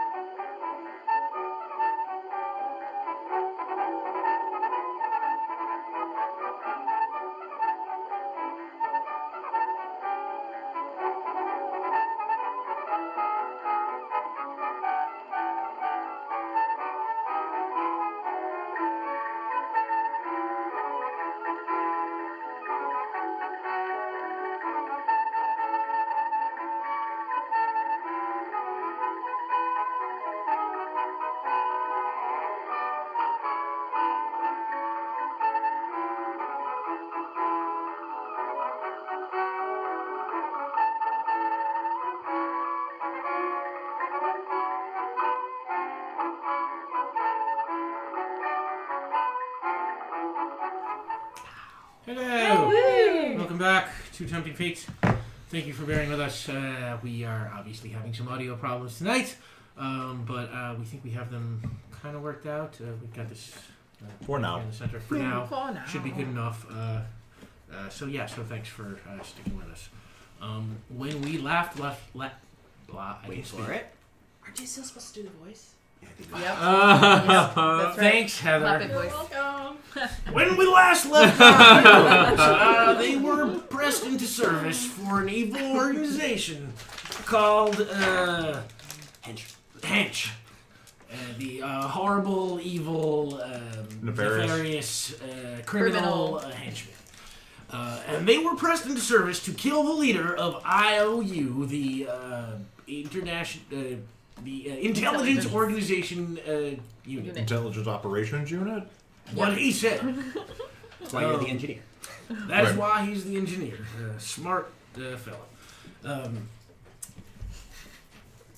By the way, if anybody wants to pass this along to somebody else, I would not hate you.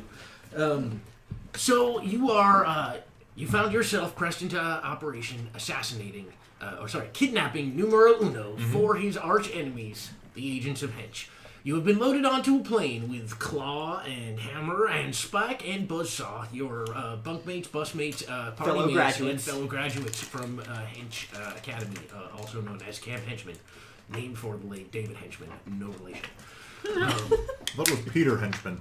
Peter David Henchman. Yep. David Henchman. See, with the memory there. That's pretty good. This guy. Pretty good. Now, you were pushed right onto the plane, so you had no time to get away or to warn numero uno of the imminent attack on you. And here is the plan as spilled by your fellow H.E.N.C.H. members. H.E.N.C.H. people. They are going to pass overhead in the plane while numero uno is sitting on a bench during his lunch hour in the park reading a book.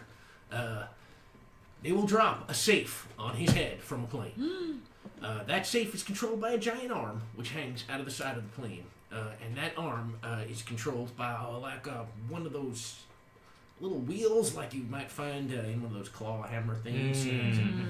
Now the wheel is that controls the arm is in the middle of a control panel, which is in the middle of the cabin. And y'all realize that I don't know why I just tried to make Ralph the dog Southern. He's not. Sorry about the y'all. I strike that and take it back. You all realize that you can perhaps slightly adjust the direction of the arm so that the safe does not fall on numero uno and he has a chance to escape. Wait, so we are supposed to kill him? Because that sounds like we're trying to kill him. No, he's Not got a tough kidnap head. him. They're trying to knock This him is out so they can. this is a safety safe. Or what he said. One of those like ladder safes. Right, it's like designed, it's made out of like, impenetrable materials that are designed to be, flexible enough that if you were to say drop it on somebody's head from an airplane, it would just knock them out. And Okay, cool. And then you could stuff them into the safe. Like a Perfect. jello So, mallet. bonus. Yeah. You can immediately see how much easier that is to explain when you don't have to talk in a muffled voice. Now, you notice that you have a chance to ever so slightly turn the wheel that controls the arm that is going to drop the safe on numero uno while he is reading his book. But you have to do it stealthily, because if you get spotted, you will be trapped on the plane with your fellow agents and find yourselves in trouble. This is very serious stuff, So that's young Missy. Now, I don't know why I'm doing him old. He's old. now, instead of stealthily going to turn the wheel, as an engineer or as a student of engineering, I could look at the arm itself or the mechanism that controls it, and say that as an engineer, I can see that the arm is very inefficiently designed and could much better accomplish the task of dropping a safe from 30,000 feet and knocking somebody out. Are you trying to help them? No, I am trying. That's what I'm going to Well, say right, to everybody, right. and then actually go over and, like I say, I'm going to fix something and make it more efficient or work better when I'm actually going to do a sabotage it. All right. It's a compel, yeah. So I think what I would say for that circumstance is that rather than rolling on your stealth, which is what everybody else will have to roll on here, you can roll on your applied engineering, with the idea being that, like, you know, you're thinking about it a step beyond just fooling them. You've got a slightly more thought out plan. That makes sense to me. That could work, or he can try and create an advantage for the others. That's actually a really good point. It does actually sound more like what you're trying to do here is create an advantage for this contest. Well, I did go to dog schools. Yeah, and you learned well. Muppet Dog School. Muppet dog school. Bow wow. So, the essence of this challenge will be that you all have to roll on stealth against your enemy's notice. You are trying to turn the wheel without them seeing it. So you will be stealthily trying to get over there and slightly turn the wheel. Except you, Rick. You, I'm sorry, Tool. Well, actually, no, I'm not in character as the drill sergeant now, so I can call you Rick. That's cool. I forgot because the accents are so similar. Right.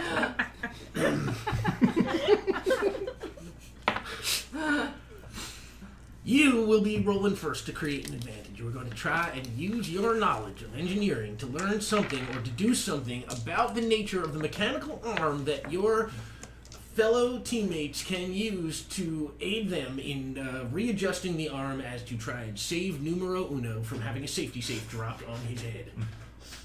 Which is not that painful, but very embarrassing for the head of Secret Service. Yeah. Since they're rolling stealth, could I create an advantage by talking to everybody else about what I'm doing to the arm? But I'll use stuff like, well, you see, the flim flam isn't properly connected to the flabberjabba, and You're still deceiving, but you're doing it with your engineering skills. Exactly. Basically. Yeah, I think that makes sense to me. Cool. What do we want to make the opposition to this? Sounds like a stunt. Let's just go with this for now. We'll make the opposition to this. Well, you're in a small plane. This is a highly focused group of highly trained henchmen who mastered bed-making skills. Yep. Came in First second try. in the competition. Yeah. Which is still very impressive. Everybody is a winner at Camp Henchman. We all got a medal. Yes. Yes, you all have. Yeah, it just says good job on it. It's got in a the little shape of logo. a gold star. Thank you. So, Call it like a 2 or 3? sure, let's call it a 2. Okay. Woof. This is my applied. Yes. So that's a 0. I rolled a 0. But I'm going to invoke my aspect of people person to keep all of our bunkmates, Claw, Hammer, Spike, and Buzzsaw entertained and interested in what I'm Right, talking you've got about. them dedicated to what you're talking about. Right. Okay, so that gives you a tie. And Can you live with them? let's see. And then can I play my high concept as one as well? Yeah, absolutely. Okay, so That seems pretty Yeah, naturally right. applicable. Our Let's do the concepts and engineering. troubles are just aspects under different names. right. Bow wow. Yeah. So then Yeah, a feel student free. of engineering as well. Cool. So that's a full success. Which will create the aspect of what do we want to call this? Like technical distraction? Right. Word cloud. Technical distraction. Word Yeah, what is?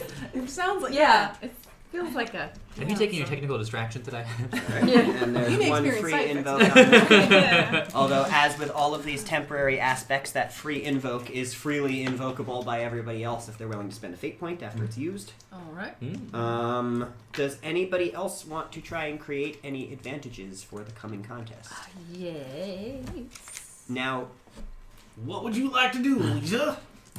Well, I don't know, but maybe something with highly observant. Like I can gauge where, what's his name? Invisible guy. I.O.U. I.O.U. Is it numero uno? Numero uno. Numero Yeah. uno. I Number one. can Big gauge cheese. where Top numero dog. uno is and something about that. I don't know. So I can see that. It's Yeah, like, like- you know, you're paying extra attention, which means like you don't.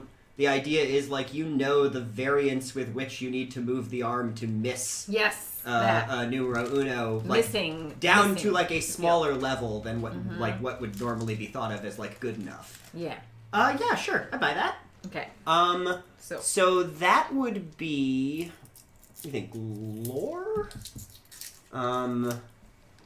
Or, you know what, no, that's a notice roll. Yeah. You're using highly observant, that's the whole idea.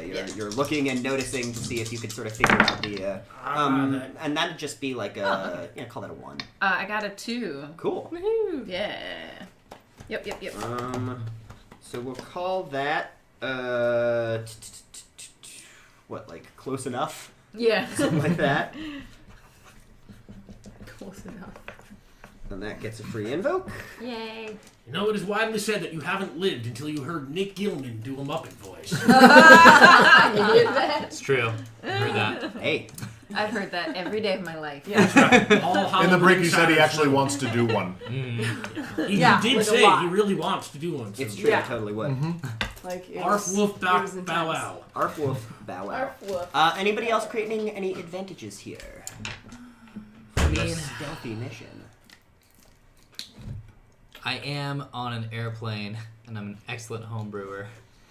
I'm just saying, you know, this seems like a pretty easy job, and we just graduated. I could make us a little hair of the dog after last night's party, maybe a little jet fuel. Yeah, baby. a little jet fuel cocktail. All right, you want to take a roll on your brewmaster skill Yes, to create the please. advantage? And here's my question: is the thought that you're going to feed this to your compatriots to loosen them up, or is the thought that you're going to feed this to your enemies to make them less observant? I want to feed this to my enemies to make Cool. them less observant.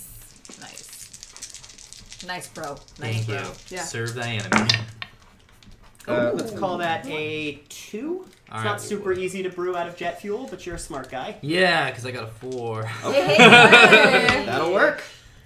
Nice jet fuel march. Why did you throw that? And It's a pressurized Jet system. fuel cocktail. What do you call that cocktail? Heather. The contest approaches. What do you do, Hotshot? Concord. Concord. Concord. Nice. Jeez.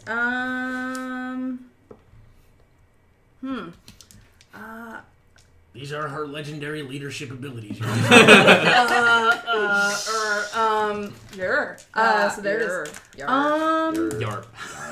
Yarp. trying to think if I would really. The closest thing I could think of uses would be the football thing, but that's not really. This is why you should not pick a leader using a bowling contest.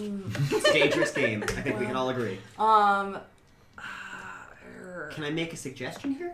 Yes, you can. So, if you're thinking on the football angle, then maybe something along the lines of like, you know, you're looking for the perfect play to like get in there and, you know, twist the wheel when nobody's looking. It's like a, you know, it's like a trick play. So I've got like a paper I have to do like the little circles and the X's and the Nice. lines, and I'm like showing where everyone is standing and like taking that into account. All right. I like this plan. Okay, yeah, thanks, Dad. That sounds like, yeah, of course. That sounds like. Arf. What do you think? What skill would you roll on there? It's sort of a planning thing, so it's not quite like athletics. It's more like. Lore? Yeah, I think that makes sense here. You're building on your knowledge of football, but we'll Yeah. say because you are a football player, you have a knowledge of football, and we'll set the Or difficulty at notice. 1. Okay. How about that? That doesn't sound good. So I got -1. And I think I screwed up because I don't have any fate points to. Oh no. Would you like a reroll? Oh. Yeah. Do you just have one? Because I have 2. I have 2. Oh, great. Either one of us. Yes, please. Yay. All right. Share One of my rerolls. Taking up everyone's rerolls. Yeah. Do it up. Thanks, guys. Like the person like at the restaurant is like, "Oh, you gonna finish that?" That reroll looks pretty good. I should have ordered that reroll. Okay, Oh, 1. Yeah. Got a 1. And, still no fate points. That will create the aspect. You don't have to Okay. spend a fate Cool. point. To Thank use you it. for that. Yay. Wish I could have $5. Oh my Thank god. you. I love you. Well, that's random. random. It's not going to be We'll me, go to though. your He Scott. is So disappointing. That's random, Thank so you. that can't be Nick is going Yep, to No, be. this is all 4 options. Yes, this is all 4 options. Oh. Well, why are there 4 options? There should be 6. But Heather, you already No. had quite a time, so why don't we roll it between the other 3? Do we? No, Nick is excluded. Nick has to only $10 can get Nick. Yeah. Only by design can I be given the voice. All right, Eliza. The spirit of the Muppet takes hold of you.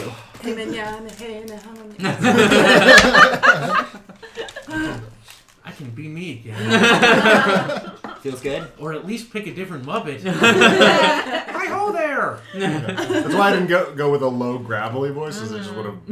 It does. Yeah. It wears on you after a little while. After a while. Yeah. Hey, All right. W. Scott, you are my new hero. So So we are ready to begin this contest. Now, what I would recommend, everybody's made advantages, and that's great, but probably your stealthiest player should be the one to actually take the rolling here. Does anybody have stealthy skills? Anyone? I got a +1. Does Nope. anyone else have stealth? I'm just gonna quickly just throw this out there. I got that camo cloak. Oh! That is true. Yes, you do. That's amazing! we all just realized Omar was right about the camo club. Now, I would say, in the context of a contest like this, what I would say is if you invoke your camo cloak, we'll count that as an automatic success with style, which means that you'll only need to make 1 successful stealth roll, whoever rolls, which is almost guaranteed given the number of advantages that are on the table right now, if that is something you would like to do. Yeah. Sweet. So, This will make it easy, right? not even gonna roll the first roll. You guys are up 2 victories to 0 because you're like, hold on, guys, I have an idea, and you like pull your stealth poncho out, you put it on, immediately just disappear into the plane. Everyone's like, whoa, where'd Omar go? And then it's like, you hear a couple footsteps, and you see the wheel just like turn a little bit, just a little bit, but nobody else notices. Nope. Just a little bit. And then you hear some more footsteps, and like as you come back, like the cloak is now like showing the control panel that you were in front of, so now it's really obvious that you're wearing a cloak, but like your fellow assassins just can't, they're not good at putting 2 and 2 together, so they're like, whoa, that's some like crazy fashion you've got there. And you're like, yeah, whatever, and then the cloak like dissolves.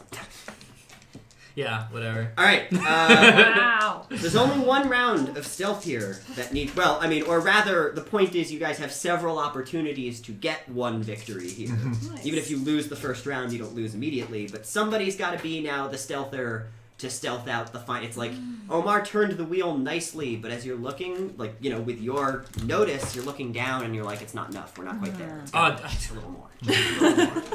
It got us closer, don't worry. Yes. Who would like to make a stealth roll to try and sneak past your compatriots? I and nominate finish the Heather because job? she has +1. That makes a lot of sense. That was so adorably sad. Okay. Jeez, what's the other one? There's a plus. Okay, so I'm at 0. All right, you're going against a 2. Then can we invoke? Doesn't matter, just any of them. Let's do jet fuel cocktail. All right. That's a fun one. Who's in that? So that's technically a tie, but I mean, Yeah. And technical distraction. all right. So your fellow henchmen are now like they're a little ripped on jet fuel cocktails. Yeah. It's like Omar made these Concord. pretty The Concord. strong. Yep. The Concord. Yeah. Uh, Everything's in it. It's and- jet fuel, bitters. Yeah, the dash of bitters. Dash of bitters. Twist of lime. Whipped egg whites. Yeah. Whipped egg whites. Yes. Ooh. So it's nice and fluffy. Yeah. Yeah, Heather, That's the you're fucking like just like the you experience like of flying on go a to Concorde. stealth over, like you get ready to sneak, and then you notice that like these other 4 assassins are like, we did it, we're heroes, and they haven't even dropped the safe yet, and you just kind of like very nondescriptly like walk over, and just reach behind yourself and turn the wheel a little bit, and then walk away whistling. And the other guys are like, hey, that's a cool tune, and they're none the wiser. It's called None the wiser. So Hammer, sort of stands up and goes, "What are we waiting for? Let's drop the hammer!" And then he's all proud of himself, for making that pun. And he reaches over to the control panel, he grabs a lever, and he yanks it back, and poof, the thing releases, and the safe falls out of the plane. Down on the ground, numero uno, sitting on a bench, reading the newspaper, it's just like a suit, and then there's like a newspaper floating open like 6 inches in front of the cuffs. And it's like, this safe comes down, misses him by half an inch, by nothing, slams into the ground right behind him, despite all of the warnings of safety, like really hits with some serious force, but he just does not respond. Just, as it falls past, he kind of looks up, like off in the wrong direction, right? Holds out a hand. Goes, right. Holds out a hand, you assume, all you can see is just a sleeve, floating in space. But, and then goes back to reading, the Financial Times. He's reading. Gripping paper. As the plane, having missed its target, The plane passes on, and is now out of range, and those gators are there. Those crocodators. Crocodators? Yeah, I'm sorry. Crocodators. Those crocodators are upset. They missed their target, and they are afraid to have to go back to their boss and report that numero uno is still out there. So they make a new plan. They happen to know numero uno is on his way to have lunch at a very small diner, which is for some reason located at the foot of a very large dam. We are going to plant a bomb and blow the dam, washing numero uno and the entire diner and his lunch away. And his lunch! Especially his lunch. Diabolical. Oh no! And they all start laughing. Yeah. That's funny. You guys, that convincing job you just did, laughing there, and convinced them. Yes, after they buy that. You are line, down sinker. with the plan. So the plane lands at their secret airstrip, and you are all piled into a jeep and sent off to the dam, where you watch as the crocodators set this bomb and hang it down to the middle of the dam. And then they're like, "All right, we're out of here." And This is definitely going to work, so there's no reason why we would need to stick around to make sure that everything is still fine. That's right. Besides, we're still a little hungover, so Yeah. this daylight is not really serving us right now. So we're going to head back to the motel.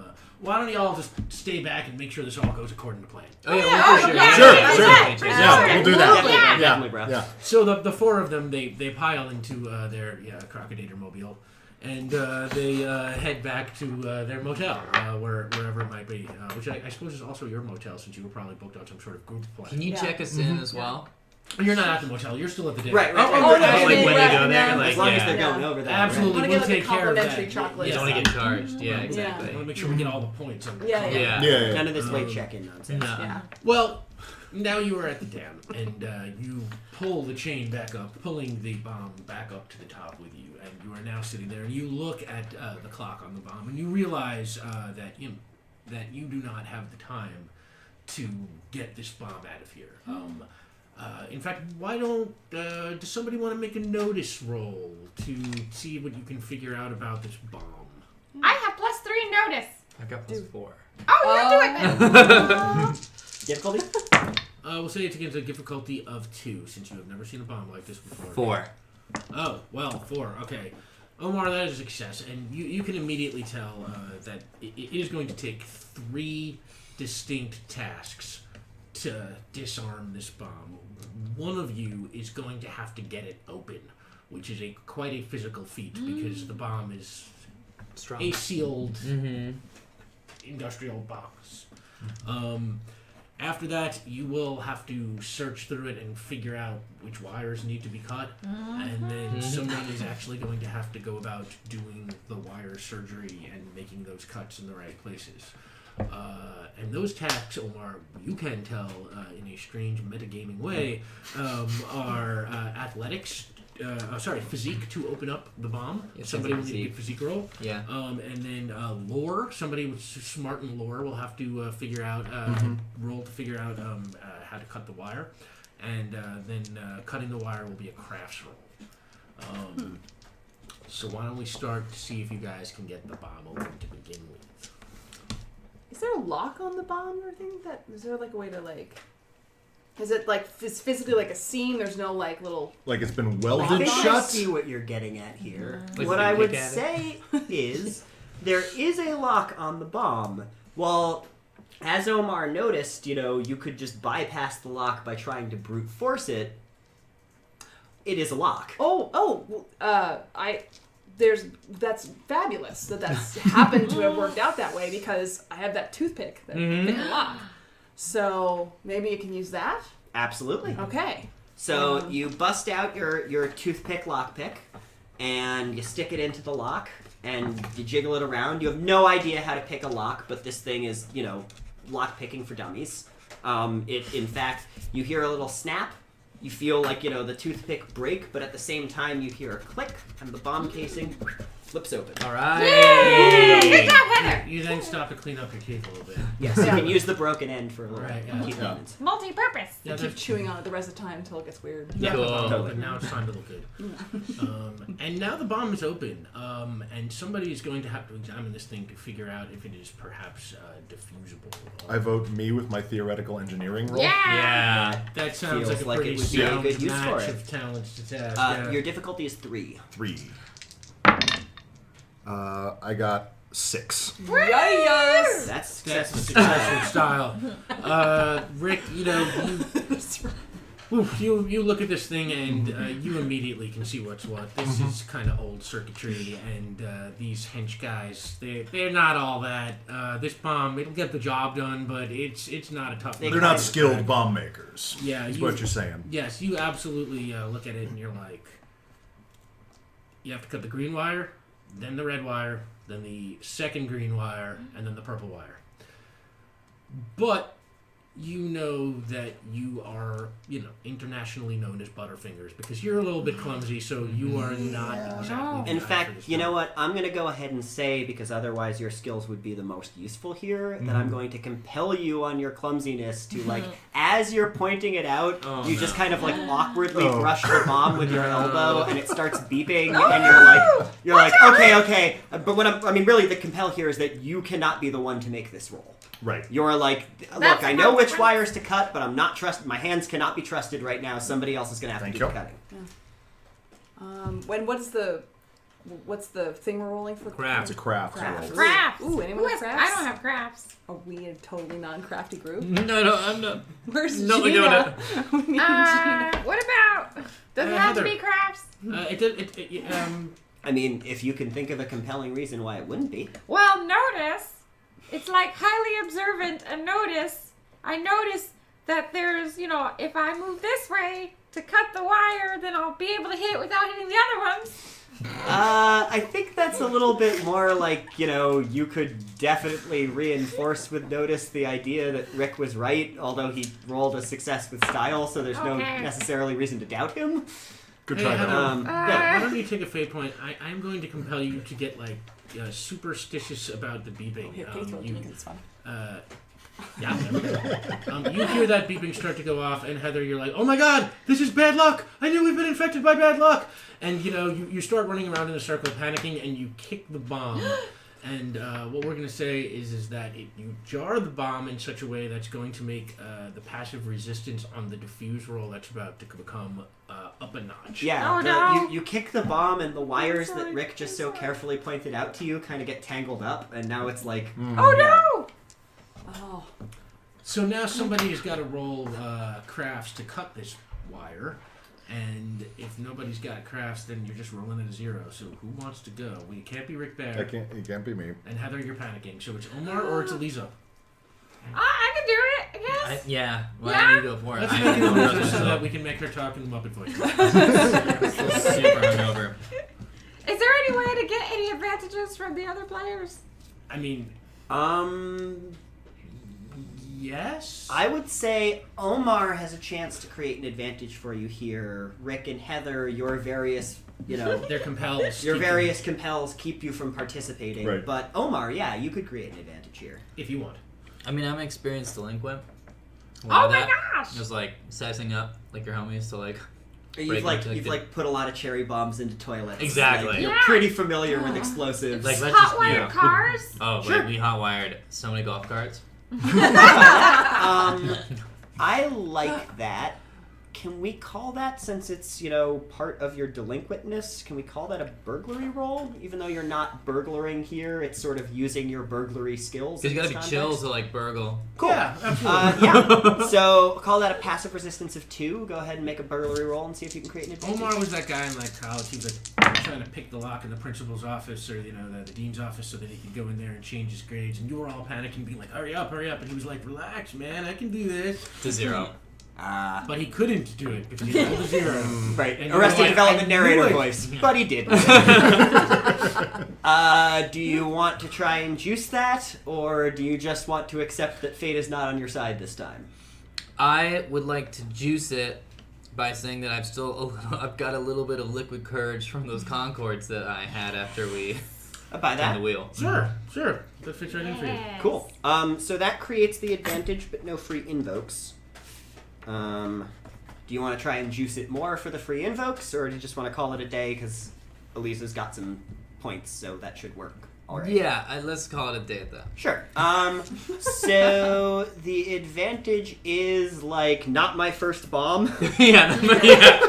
Oh, this is not my first bomb. And there's Omar no was free that guy in invokes. college. Access to that Building now. bombs. All right, your passive resistance is a 3. Okay, here goes nothing. Wait, sorry, your passive resistance is a 4 because Heather bumped the Yes. wires. All right. Mess it all up. Thanks, Just Heather. Oh, Sorry. here we go. Oh, well, Ooh. still. Hey, Oh, well, that's Two, you that's a have 2. 2. And I want to invoke this guy. Absolutely. Well, you don't get a free invoke. You have to spend a fate point on Then it. I will spend But the fate you point. can still do that. All right, so you're now even, which is, a victory with consequence, unless you've got something else. I have another fate point. I'd like to. What can I invoke? First, highly observant. So just as I'm about to cut the last wire, I realize it's not in the place that Rick said because it was bumped by Heather. So at the last moment, I curve and I hit the right one and I cut the right wire. I like that. Close I enough. like that. Sure. That's fun. I dig it. All right, so that's full success. In Yay! that hair-raising moment, as you're almost clipped the wrong wire, but then sneak around and clip the right one instead, and the beeping on the bomb stops.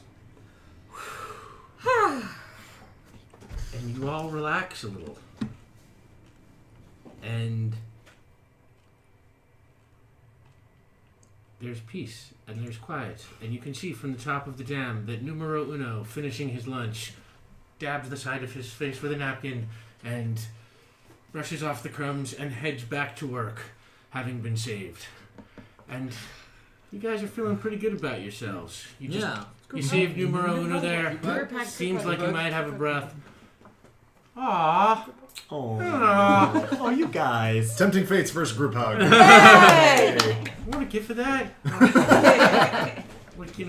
To give me hope on dark days. And you think you're doing a pretty good job, and everything seems to be going okay. When suddenly the Crocodile mobile comes circling back. Oh no. Oh. And you can see one of them poking out the windows. Let's say it's a Spike, and he's like, I would have expected that we would have heard that boom by now. And he's looking at his watch, and he sees the bomb at your feet, and The wire clippers in your hand. the wire clippers in your hands, and the Crocodile mobile comes to a stop, and the 4 Crocodiles pile out of it. And they're like, hey, wait a minute. Y'all ain't Crocodiles. Shelley is a made-up name. It was inspired by Mary Shelley. You plebe. Okay, Wow, I am Omar. going to. Yeah, that was surprisingly That's I'm going to say that any chance that you had to talk your way out of this is ended as a consequence. Yes, you are now. Yes, this is now a fight, and the Crocodiles really just like, why you snob, and they square up for combat, and they are Let's pissed. say claw, hammer, spike, buzzsaw. That's right. They each square up with one of you, and we will say that the Crocodiles get first attack Oh. because they are so pissed off at Omar's pretentiousness that they just jump right to fisticuffs. So I'm upset at them. they're like, I am surprised you are that pretentious, Shelly.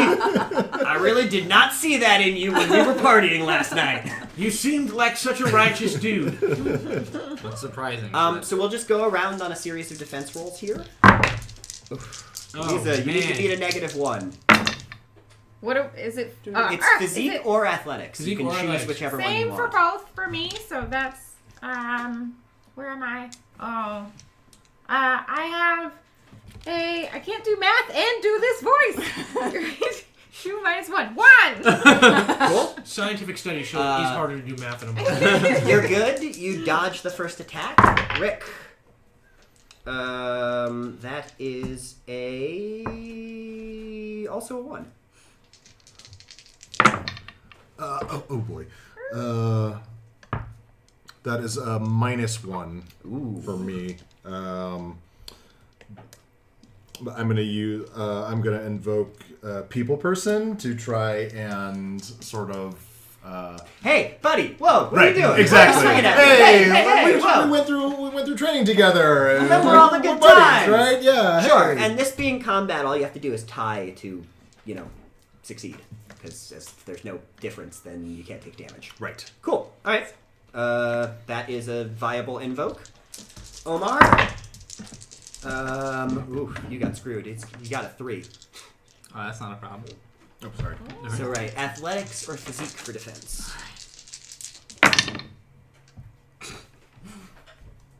That's gonna be a -1.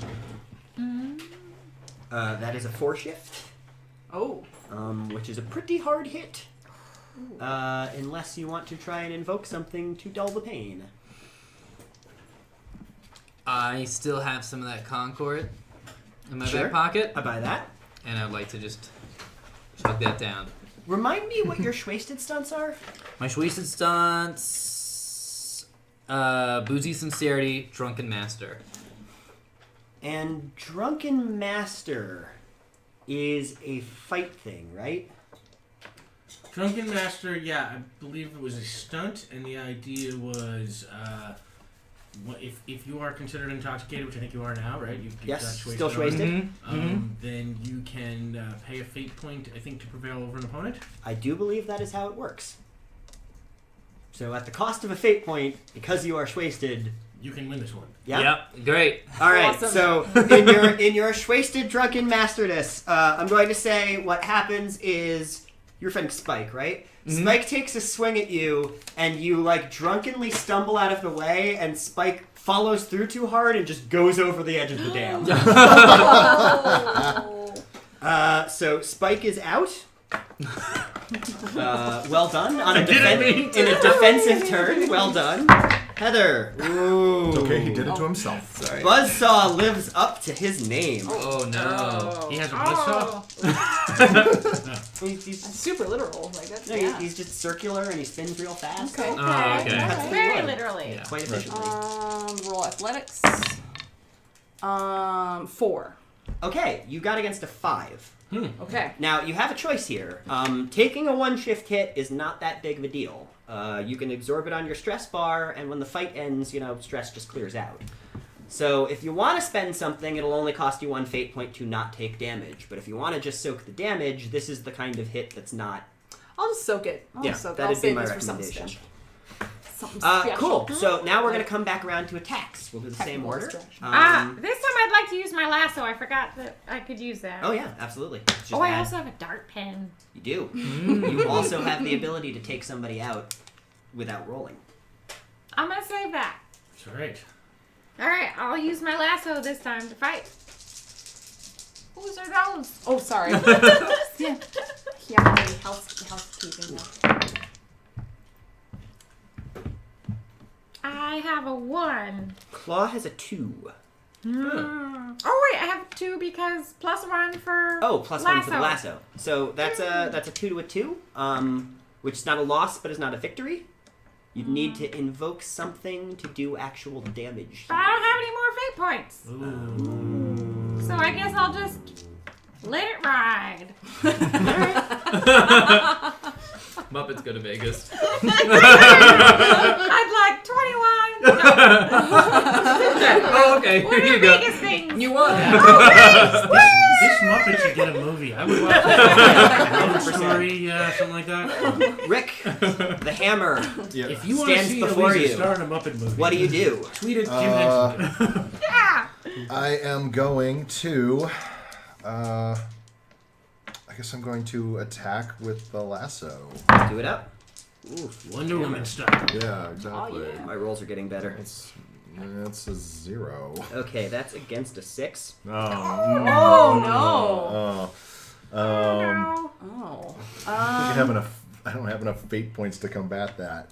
Yeah, well, but it's an attack, so like it's not like you take stress or anything. Right, that's Although true. You could also surrender, or That's true. You do have. Well, the problem here is in this, you could concede the fight. Mm-hmm. You do always have that option. You'll get a fate point for doing so. you get a fate point, and then you have to just, you suggest But- how the fight ends. Right, but it will take you out of the rest of this fight. Okay. You have 2 fate points, so you don't necessarily need them, but Yeah. Just something to right, keep just in something mind. to keep in mind, and also as a reminder for everybody else that that is always an option for you to concede a fight, take a fate point, and Right, take you some get kind knocked of- out, but you get a say in how you get knocked out. right. You're like, and they pick me up and throw me over the bar, like that kind of deal. Let's see. Yeah, I think I'm gonna concede the fight because I think that's probably what would happen here. So I whip the lasso at him, and he just grabs it out of the air, yanks it towards him. Get over here! And like as I'm flying towards him, he sticks out his fist and punches me in the face, and I just splat against the floor. Cool. So Love take it. a fate point. You're now 3-3. Mortal Kombat is huge in the world of film. Yes, indeed. Now we're on you, Omar. Since you took Spike out last round, you can choose Claw, Hammer, or Buzzsaw as your, to team up with one of your buddies. Although now it's 3-3 again, so I might recommend choosing Hammer so Hammer can't team up on one of your buddies. That makes total sense. I'm going on Hammer. All right. Oh, it is not hammer time. Nope, that was not a Hammer time roll. Sorry. Nope. If you like gratuitous MC Hammer references, tune in. That's gonna be a 0. Edge of topicality. Ooh, okay. You're going against a 1. I don't want to keep this Drunken Master game going. I mean, if you've got fate points to spend. I got base points to spend. Boom! Alright, do you want to think about how you drunkenly defeat Hammer? Yeah, I think I take a big swig and I spit it out his face. And it just is like burning his eyes. Yep, that makes sense to me. He's like, it feels like someone spit jet fuel and lemon into my eyes. And then he like collapses on the ground, clutching his face, and yeah, he's he's not unconscious or anything, Yeah. but he's out of the fight. Maybe you should read the English canon next time you start a fight. Hammer. Buddy. Heather, you're up. All right. I'm gonna use Buzzsaw. lasso. So 1 plus 5. Buzzsaw has a 2. That's a 3 shift, which is a very good hit. What I will mention is if you do have something you can invoke here, that will be a knockout hit. Oh. Well. And I feel like you are pretty well invocable for these kind of Yeah, I situations. feel like the definitely like football, the football one. Because I'm using the whip. So I really when I was playing football, I was really good on my feet. I could like dodge around people's feet and like it was the foot thing because it's football. Right. So We're like very into the foot part of football. so with the whip, I kind of whip around so much and I like get his foot and like twirl him around, like pick him up and twirl him around, so like knocks him down. And, Awesome. Yeah. You do a ridiculous, you catch him on the ankle, and then you lean back and start spinning, and you're just, whipping him around in a giant circle, and then, you flick your wrist, and it uncatches, and he goes flying off and hits a wall, and he's down. Buzzsaw is down. Claw is the last remaining Alright. member of the graduating I get him. class facing all of Should you. I be rolling with fight or with, you said athletic and physique? Athletic and physique is defense. Fight is offense. Oh, got it. Okay. So Claw is going to take one more swing at you because he's a never say die kind of guy. Those are forever. Oh, but he should say die. He rolled a -1. So now, am I rolling defense? Or Yes, attack? you are rolling defense on either physique or athletics, whichever one is higher for you. Ooh, I got a 5. Oh. It's a -1. So that's a 6-shift defense. Claw, no I mean, right, this is almost over, but I'm going to go ahead and add a complication to that's going to be good for you guys. Let's say Claw, as he takes his swing at you, he misses, and he punches, like, into the wall of the dam, and so now he's got, like, a messed up hand. Oh, he's not stuck there? He just took a consequence of messed up hand. Messed up hand. He has a messed up claw, you mean? And Yeah, messed now, up claw. Yes, messed up claw. And now it is your turn to attack. All right.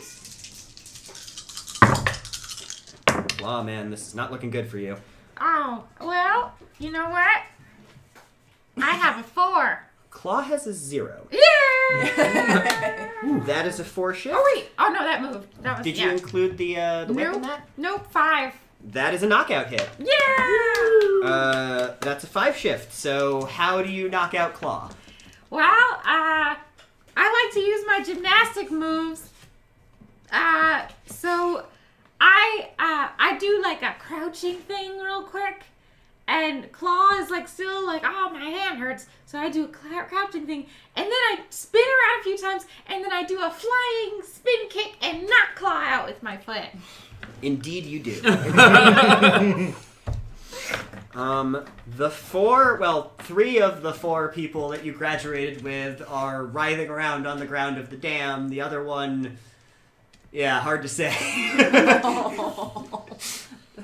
Heavy lizards and long falls do not generally combine very well. Well, that combat went pretty well for you. The crocodiles are down for the count, and that was pretty much it. The fight attracted the attention of I.O.U, and suddenly, from the side of the dam, you hear the voice of Numero Uno going, "Hello!" And you see his suit strutting up, and he's like, "I see you handled the crocodiles. Did you successfully complete the training course and learn the secrets of their training camp?" Ask their pins. Yeah. Yes. We'll debrief you later. And he looks over the crocodiles and is like, "Good thing they only sent these lower henchmen after you. Thank God you didn't have to face an Aladile." And he sees Elise's face and he says, "Yes, the Aladiles. I see you've heard of them. They are the scariest of all of H.E.N.C.H's henchmen. The scariest henchmen that H.E.N.C.H has ever produced from Camp Henchmen. They hench very scarily. And because you shouldn't tempt fate in that way, especially in this world."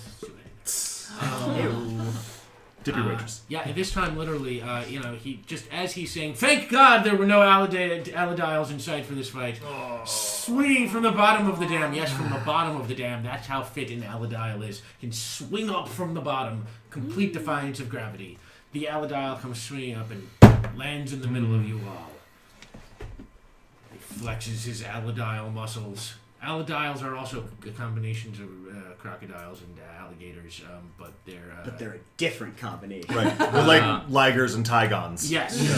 They are a different, more effective combination. And the Aladile cracks his knuckles and goes, "Who's ready to get their butt kicked?" None of us. It's really articulate. I'm not ready for that. Take a fate point because I compel you immediately to say, "It was good luck winning that fight and we're doomed by our good luck," and you go running into the bushes and you dive into the bush and you're going to miss this first round of combat. I'm really sorry. You hide from the Aladile Yeah. in the damn bushes. Yeah. And Rick, you, in a surprising fit of bravery, you say, "I'll handle this," and you take a step towards the Aladiles and immediately trip over a log, and then a rock, and then another log. Take a fate point. Take a fate point because you are also going to have to miss this first round of combat Okay. as you are on the ground gathering yourself again. I just got up again. Yep. And Aliza, you hear the Aladile as he looms over you and Omar, and he says, "The two of you are the sorriest agents of H.E.N.C.H I've ever had the displeasure of having to come discipline." Oh. Discipline, you say? That's right. I'm the boss of you. Oh, really? You're the Yes. boss of us? I'm in charge here. Who put you in charge, huh? And he looks over at Numero Uno and says, "I'm the real Numero Uno." And Numero Uno's like, "I don't get it." That doesn't. Can somebody explain that one to me? And Numero Uno sort of befuddled, this does not seem like a job for me. And he tries to sort of slink backwards away, from the fight. And Actually, hold on. Can I alter that? Yeah, go for Numero Uno goes, this one doesn't look like a job for me. And all of a sudden, just shirt, pants, unbuttoned, flying off, and then you just hear footsteps retreating out of the dam. That's right. But Aliza, your complete contempt for this Aladile's bossy attitude just, puts you over the edge, and you just charge the Aladile. Yep. So I am going to give you a fate point because I am compelling you into combat with the Aladile to initiate the combat. I'd say you charged in, so I'd go ahead and give you the first attack. And when I say that, but I'm still saying that this is putting you at a disadvantage, that's something to consider when you think about fighting the Aladile. Anyway, first attack is yours. You can hear shouting from wherever he is hiding, Numero Uno saying, "Aladiles are really tough, you're going to have to work together." I don't know why he sounds like he's falling down. Maybe running away. He's running away. Yeah, it's a little Doppler effect from getting Right. further away. I got a 3. The Aladile got a 6. Yikes. That was not a great roll for him. Yeah, Aladile says, What? "See, I'm the boss of you," and he starts making really obnoxious flexing motions at you. So what did you have? Sorry. I had a 3. 3. Okay. I didn't use my lasso, huh? Oh, so you actually had a 4? You actually had 4. Oh, then I had a 4. So 4 to a 6. You are down by 2. I guess you have a fate point. You could try and even that out. Yeah. But it's an attack, But it's so you need 2 fate points in order to actually, land a Could make punch. it.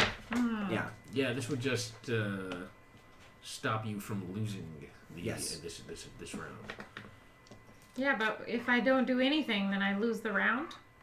No, I mean, if you don't do anything, you won't do any damage to the Aladile, but you don't take, a consequence or anything. It's just, an unsuccessful attack roll.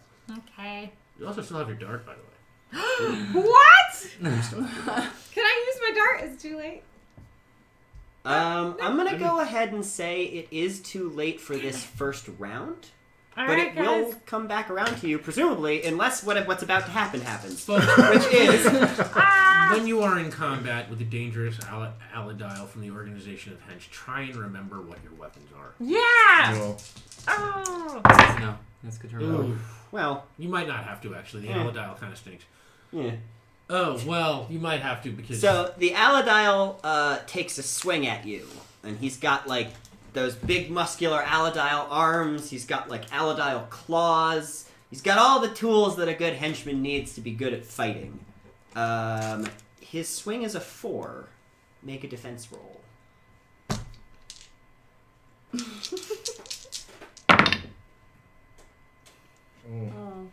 I got a 0. Do you have rerolls? Don't you have rerolls? I have rerolls! Thank you!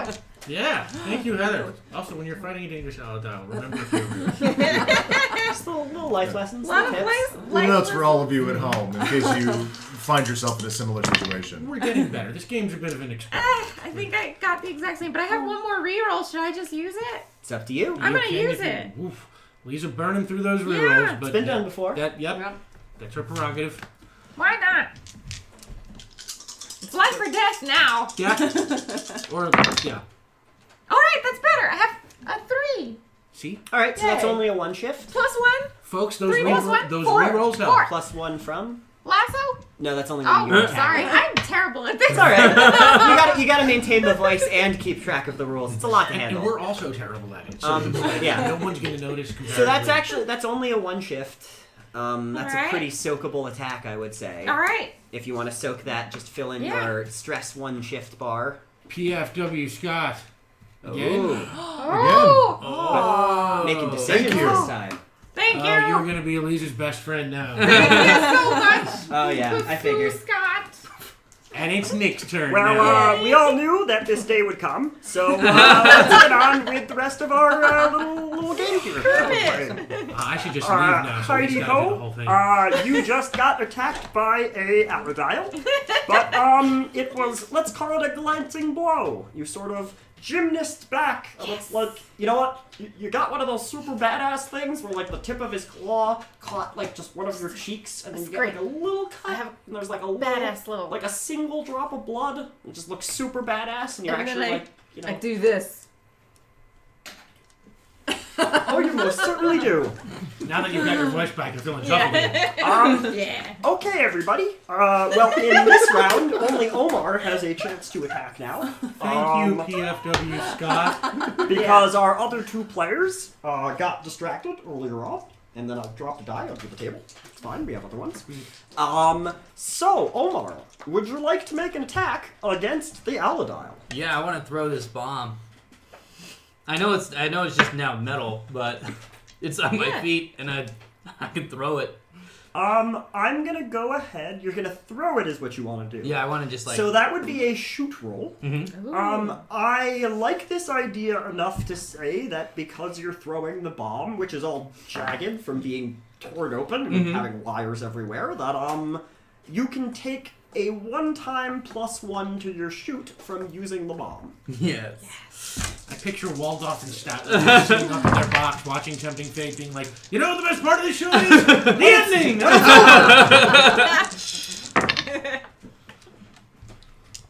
You are rolling against a 2. Well, I got 5 because I got +3 shoot. Nice. All right. You hurl the bomb at the Aladile. It smacks him right in the forehead. Yep. It doesn't look comfortable, but he's still on his feet.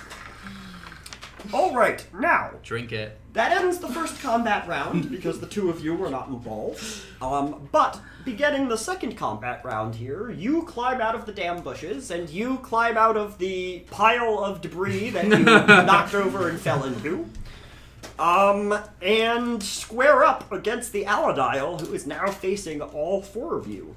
However, before you have a chance to go, the Aladile is going to take a swing at you, Omar, as the one who has incurred his wrath. Fair enough. The Aladile rolls a 7. Ooh. We might actually have to replace everybody with Muppets next week. I can see the appeal. My God, what a game. Could I pull anything into this, like notice or athletics? You can invoke your, any aspects that seem to fit here, if there's anything that might... Well, let's see, Omar, you've got college party bros, you're surprisingly pretentious, you're experienced limited, a beer pong champ. Real quick, what did you roll just flat? 1. Okay, so it's a 6 shift. Mm-hmm. That will knock you out. Okay, yeah, alright. Fair enough. Or actually, no, it won't, but it will give you an extreme consequence. Which, yeah, you could, in theory, choose to just take... If you notice on your sheet, there's 3 consequence slots. The one that is 6 shift at the bottom there is for extreme consequences, which you are allowed to take, like, basically once a game that allows you to just barely hang on to the combat round and not get knocked out, but of course also will have some sort of aspect on you that will be problematic in the future. Since you were pulling all that drunken master stuff, well, let me suggest your consequence is that you've got the spins now. Oh, I was gonna say, I was actually gonna go the opposite. Because being drunk gives you advantages, I would say your consequence is you got the drunk punched out of you. I agree, Kermit. you will take an extreme consequence of extremely not drunk, and you will lose your wasted consequence. No. This is the programming that you are supporting when you support saving throws. Do you accept this? Yeah. All right. The Aladial takes a spring at you, and it is a sobering experience. I got the drunk punched out of me. Okay, but that was his attack, which brings us back to the top of the combat round. We can just go in order. That seems to be the easiest way to do these things. Now, I would mention, while the order of events normally would, go around the table, if anybody wants to try and create an advantage to set up a bigger attack, I'll let you go out of order in order to do that. Except you, Omar. I'm going to compel you to be surprisingly pretentious to the Aladial. You look over the Aladial after he has knocked the drunk out of you, and you're just sort of like, I'm a drunken master, man. You can't do that to me. And he's just like, drunken master. And the Aladial rolls his eyes at you describing yourself that way. He's like, pretentious asshole. And with that, he turns around and uses his big Aladial tail to swat you, and you go flying into the bushes by the dam. You go flying into the damn bushes. Back into the damn bushes. Back into the damn bushes. Yes, take a point, but... So you missed this combat. You missed this combat round. But everybody else has a chance to create an advantage here now. It's like, I'm like Hemingway.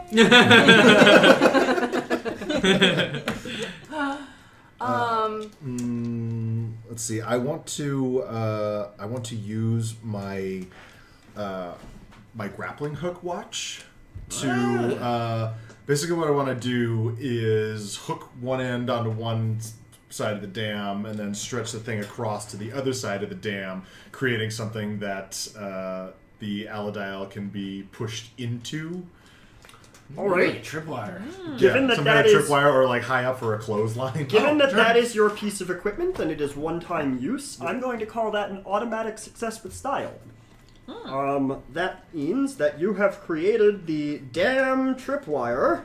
The tripwire / clothesline. You wrapped it above and then like down the side of a tree and back over the dock. Nice. There's 2 free invokes on that. So you both trip on it and get, I guess, beheaded or something. No one gets beheaded in our game. Unless we want them to, so be careful.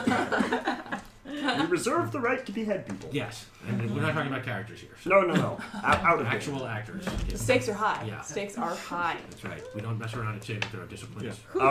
Tempting fate of Elisa? crones. Yes. Or Heather? Yes. Do you have any advantages you would like to attempt to create? Can I do a similar thing with my dart pen? Yes, I would say, given the way your dart pen works, that utilizing it here will allow you to automatically apply a moderate consequence to the Aladial. Not quite a knockout, because he's a toughie, but it will essentially be a free hit. Yes, I want to do that. Cool.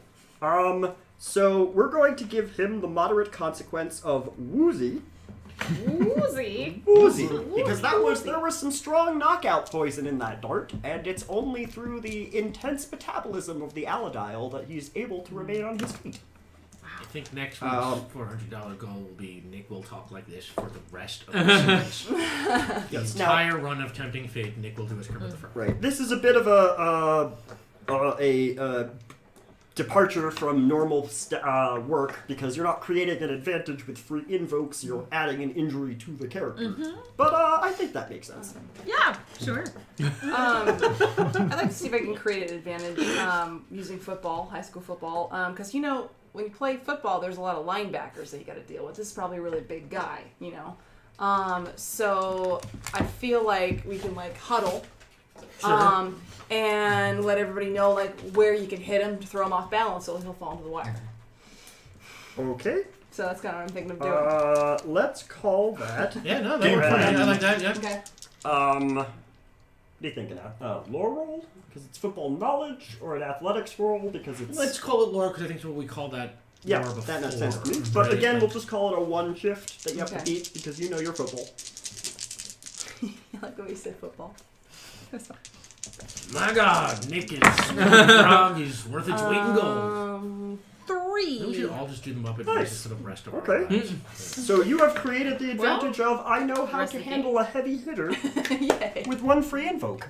All right. Advantages Can we have say been. if we get one more donation of like $20, we all do Muppet voices for the last 10 minutes? last 10 minutes. If there's one more donation of anything, we'll all do the Muppet voices for the for the duration Alright. of the game. For the rest Alright. of the game. Yeah. Alright, That's all fair. right. I Alright. Yep. Yours $20 sounds good.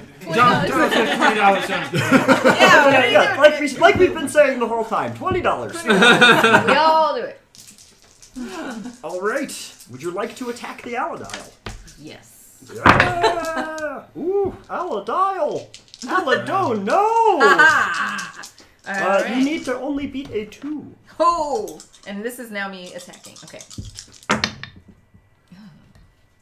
I got a 1. Well, you've got several things you could invoke on the table. I want to do the dart pen.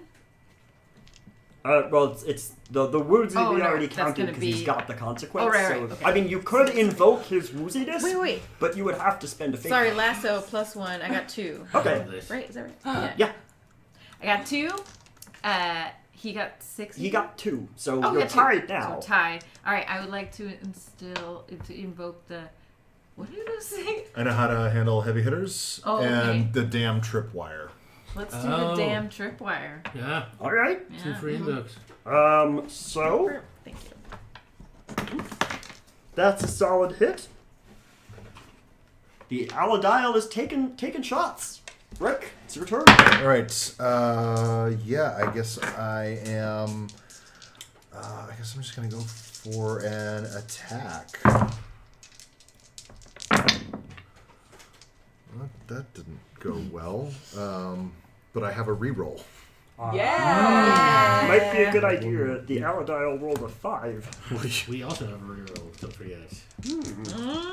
Really noted. Better. Okay, that's a 2. What did you say? He got 5? 5. 5. Okay. And you have the whip of justice, right? Does that add 1 to? Yeah, did you add I counted that already. Okay. Okay, so that's 2. I'm going to invoke the damn tripwire. Mm-hmm. And let's see, can I invoke anything else here? There's the heavy hitter on there as a free invoke. Yeah. And remember, if you don't want to take the free invoke, you could also just spend a fate point and leave the free invoke for something I else. think I'm going to spend a fate point and leave the free invoke. Cool. So that makes it a 2 shift. That's a 2 shift. Cool. The Aladile is going to take another minor consequence of tripped up. So remember, tripped up and woozy are both aspects on the Aladile that you can now invoke to your advantage. All tripped up. Omar, you're out. I'm in the bushes. You're in the bushes. Heather, it is your turn. I'll do straight fight with the lasso. So that's 5. Against a 4. I lied. I'm actually a 4. I'm actually a 4. I missed. Alright, well, still against a 4. Okay. Heather's honest. We appreciate Just your bad at honesty. counting. Now, okay, so an invoke here would do damage. Yeah. How do I invoke his? You things? could just pull heavy hitter, which hasn't Okay. been used yet. Mm-hmm. And then he has woozy in those ones, or Yes, those and free those invokes, were or those? no, fate those points? cost fate points, but at the cost of fate points, you can invoke those for advantages. Okay. Let me see. And I will tell you right now, if you can think of 3 invokes here, you can knock the Aladile out. Oh. Okay. Well, I'm only capable of doing 2 at the most. 'Cause I have 1 fate point, and then this 1 1 free. here, right? Right. Yeah. Crap. Oh crap. I mean, at the same time, if you do even a small hit, you will set the Aladile up for pretty more much stuff. destruction. I'll do the heavy hitter thing. I'll Okay, move okay. that up, and then. So that's a 2-shift all by itself. And then I'm gonna actually, play football. I'm gonna spend my fate point to give him another hard hit as much as I can. Oh, I did my math wrong. You hit him so hard. Here's what I'm gonna say. You charge in football player style, set down your shoulder, catch him right in the sternum. He trips over the tripwire, stumbles backwards, hits the edge of the dam, and goes down to join his buddy. As the Aladial shrieks fade into the background. I regret nothing. Suddenly you see a pair of tidy whities come walking back into the room. Yeah, numero uno, he's, oh, thank God, that was scary. He's like, I suppose you can see I'm in my tidy whities now, but luckily I'm invisible, so it doesn't really matter. In fact, I should probably just take these off. It's just drawing attention to where I'm standing, and I don't know. This is just getting awkward, frankly. You did a fantastic job. Now. Yep. I'm going to ask you to file a report on everything you learned about the secrets of the training program that H.E.N.C.H uses to change their agents, because, frankly, I.O.U. will be out there fighting H.E.N.C.H, towing the line of good versus evil, and so on and so forth. But because of your dedicated service to us, we will tell you that I.O.U. owes one to the first line. You might say I.O.U. we owe you. You know what I mean. I.O.U. owes you. As the face of I.O.U., I owe you via I.O.U. What my froggy friend said. And, There's a frog now? Yes.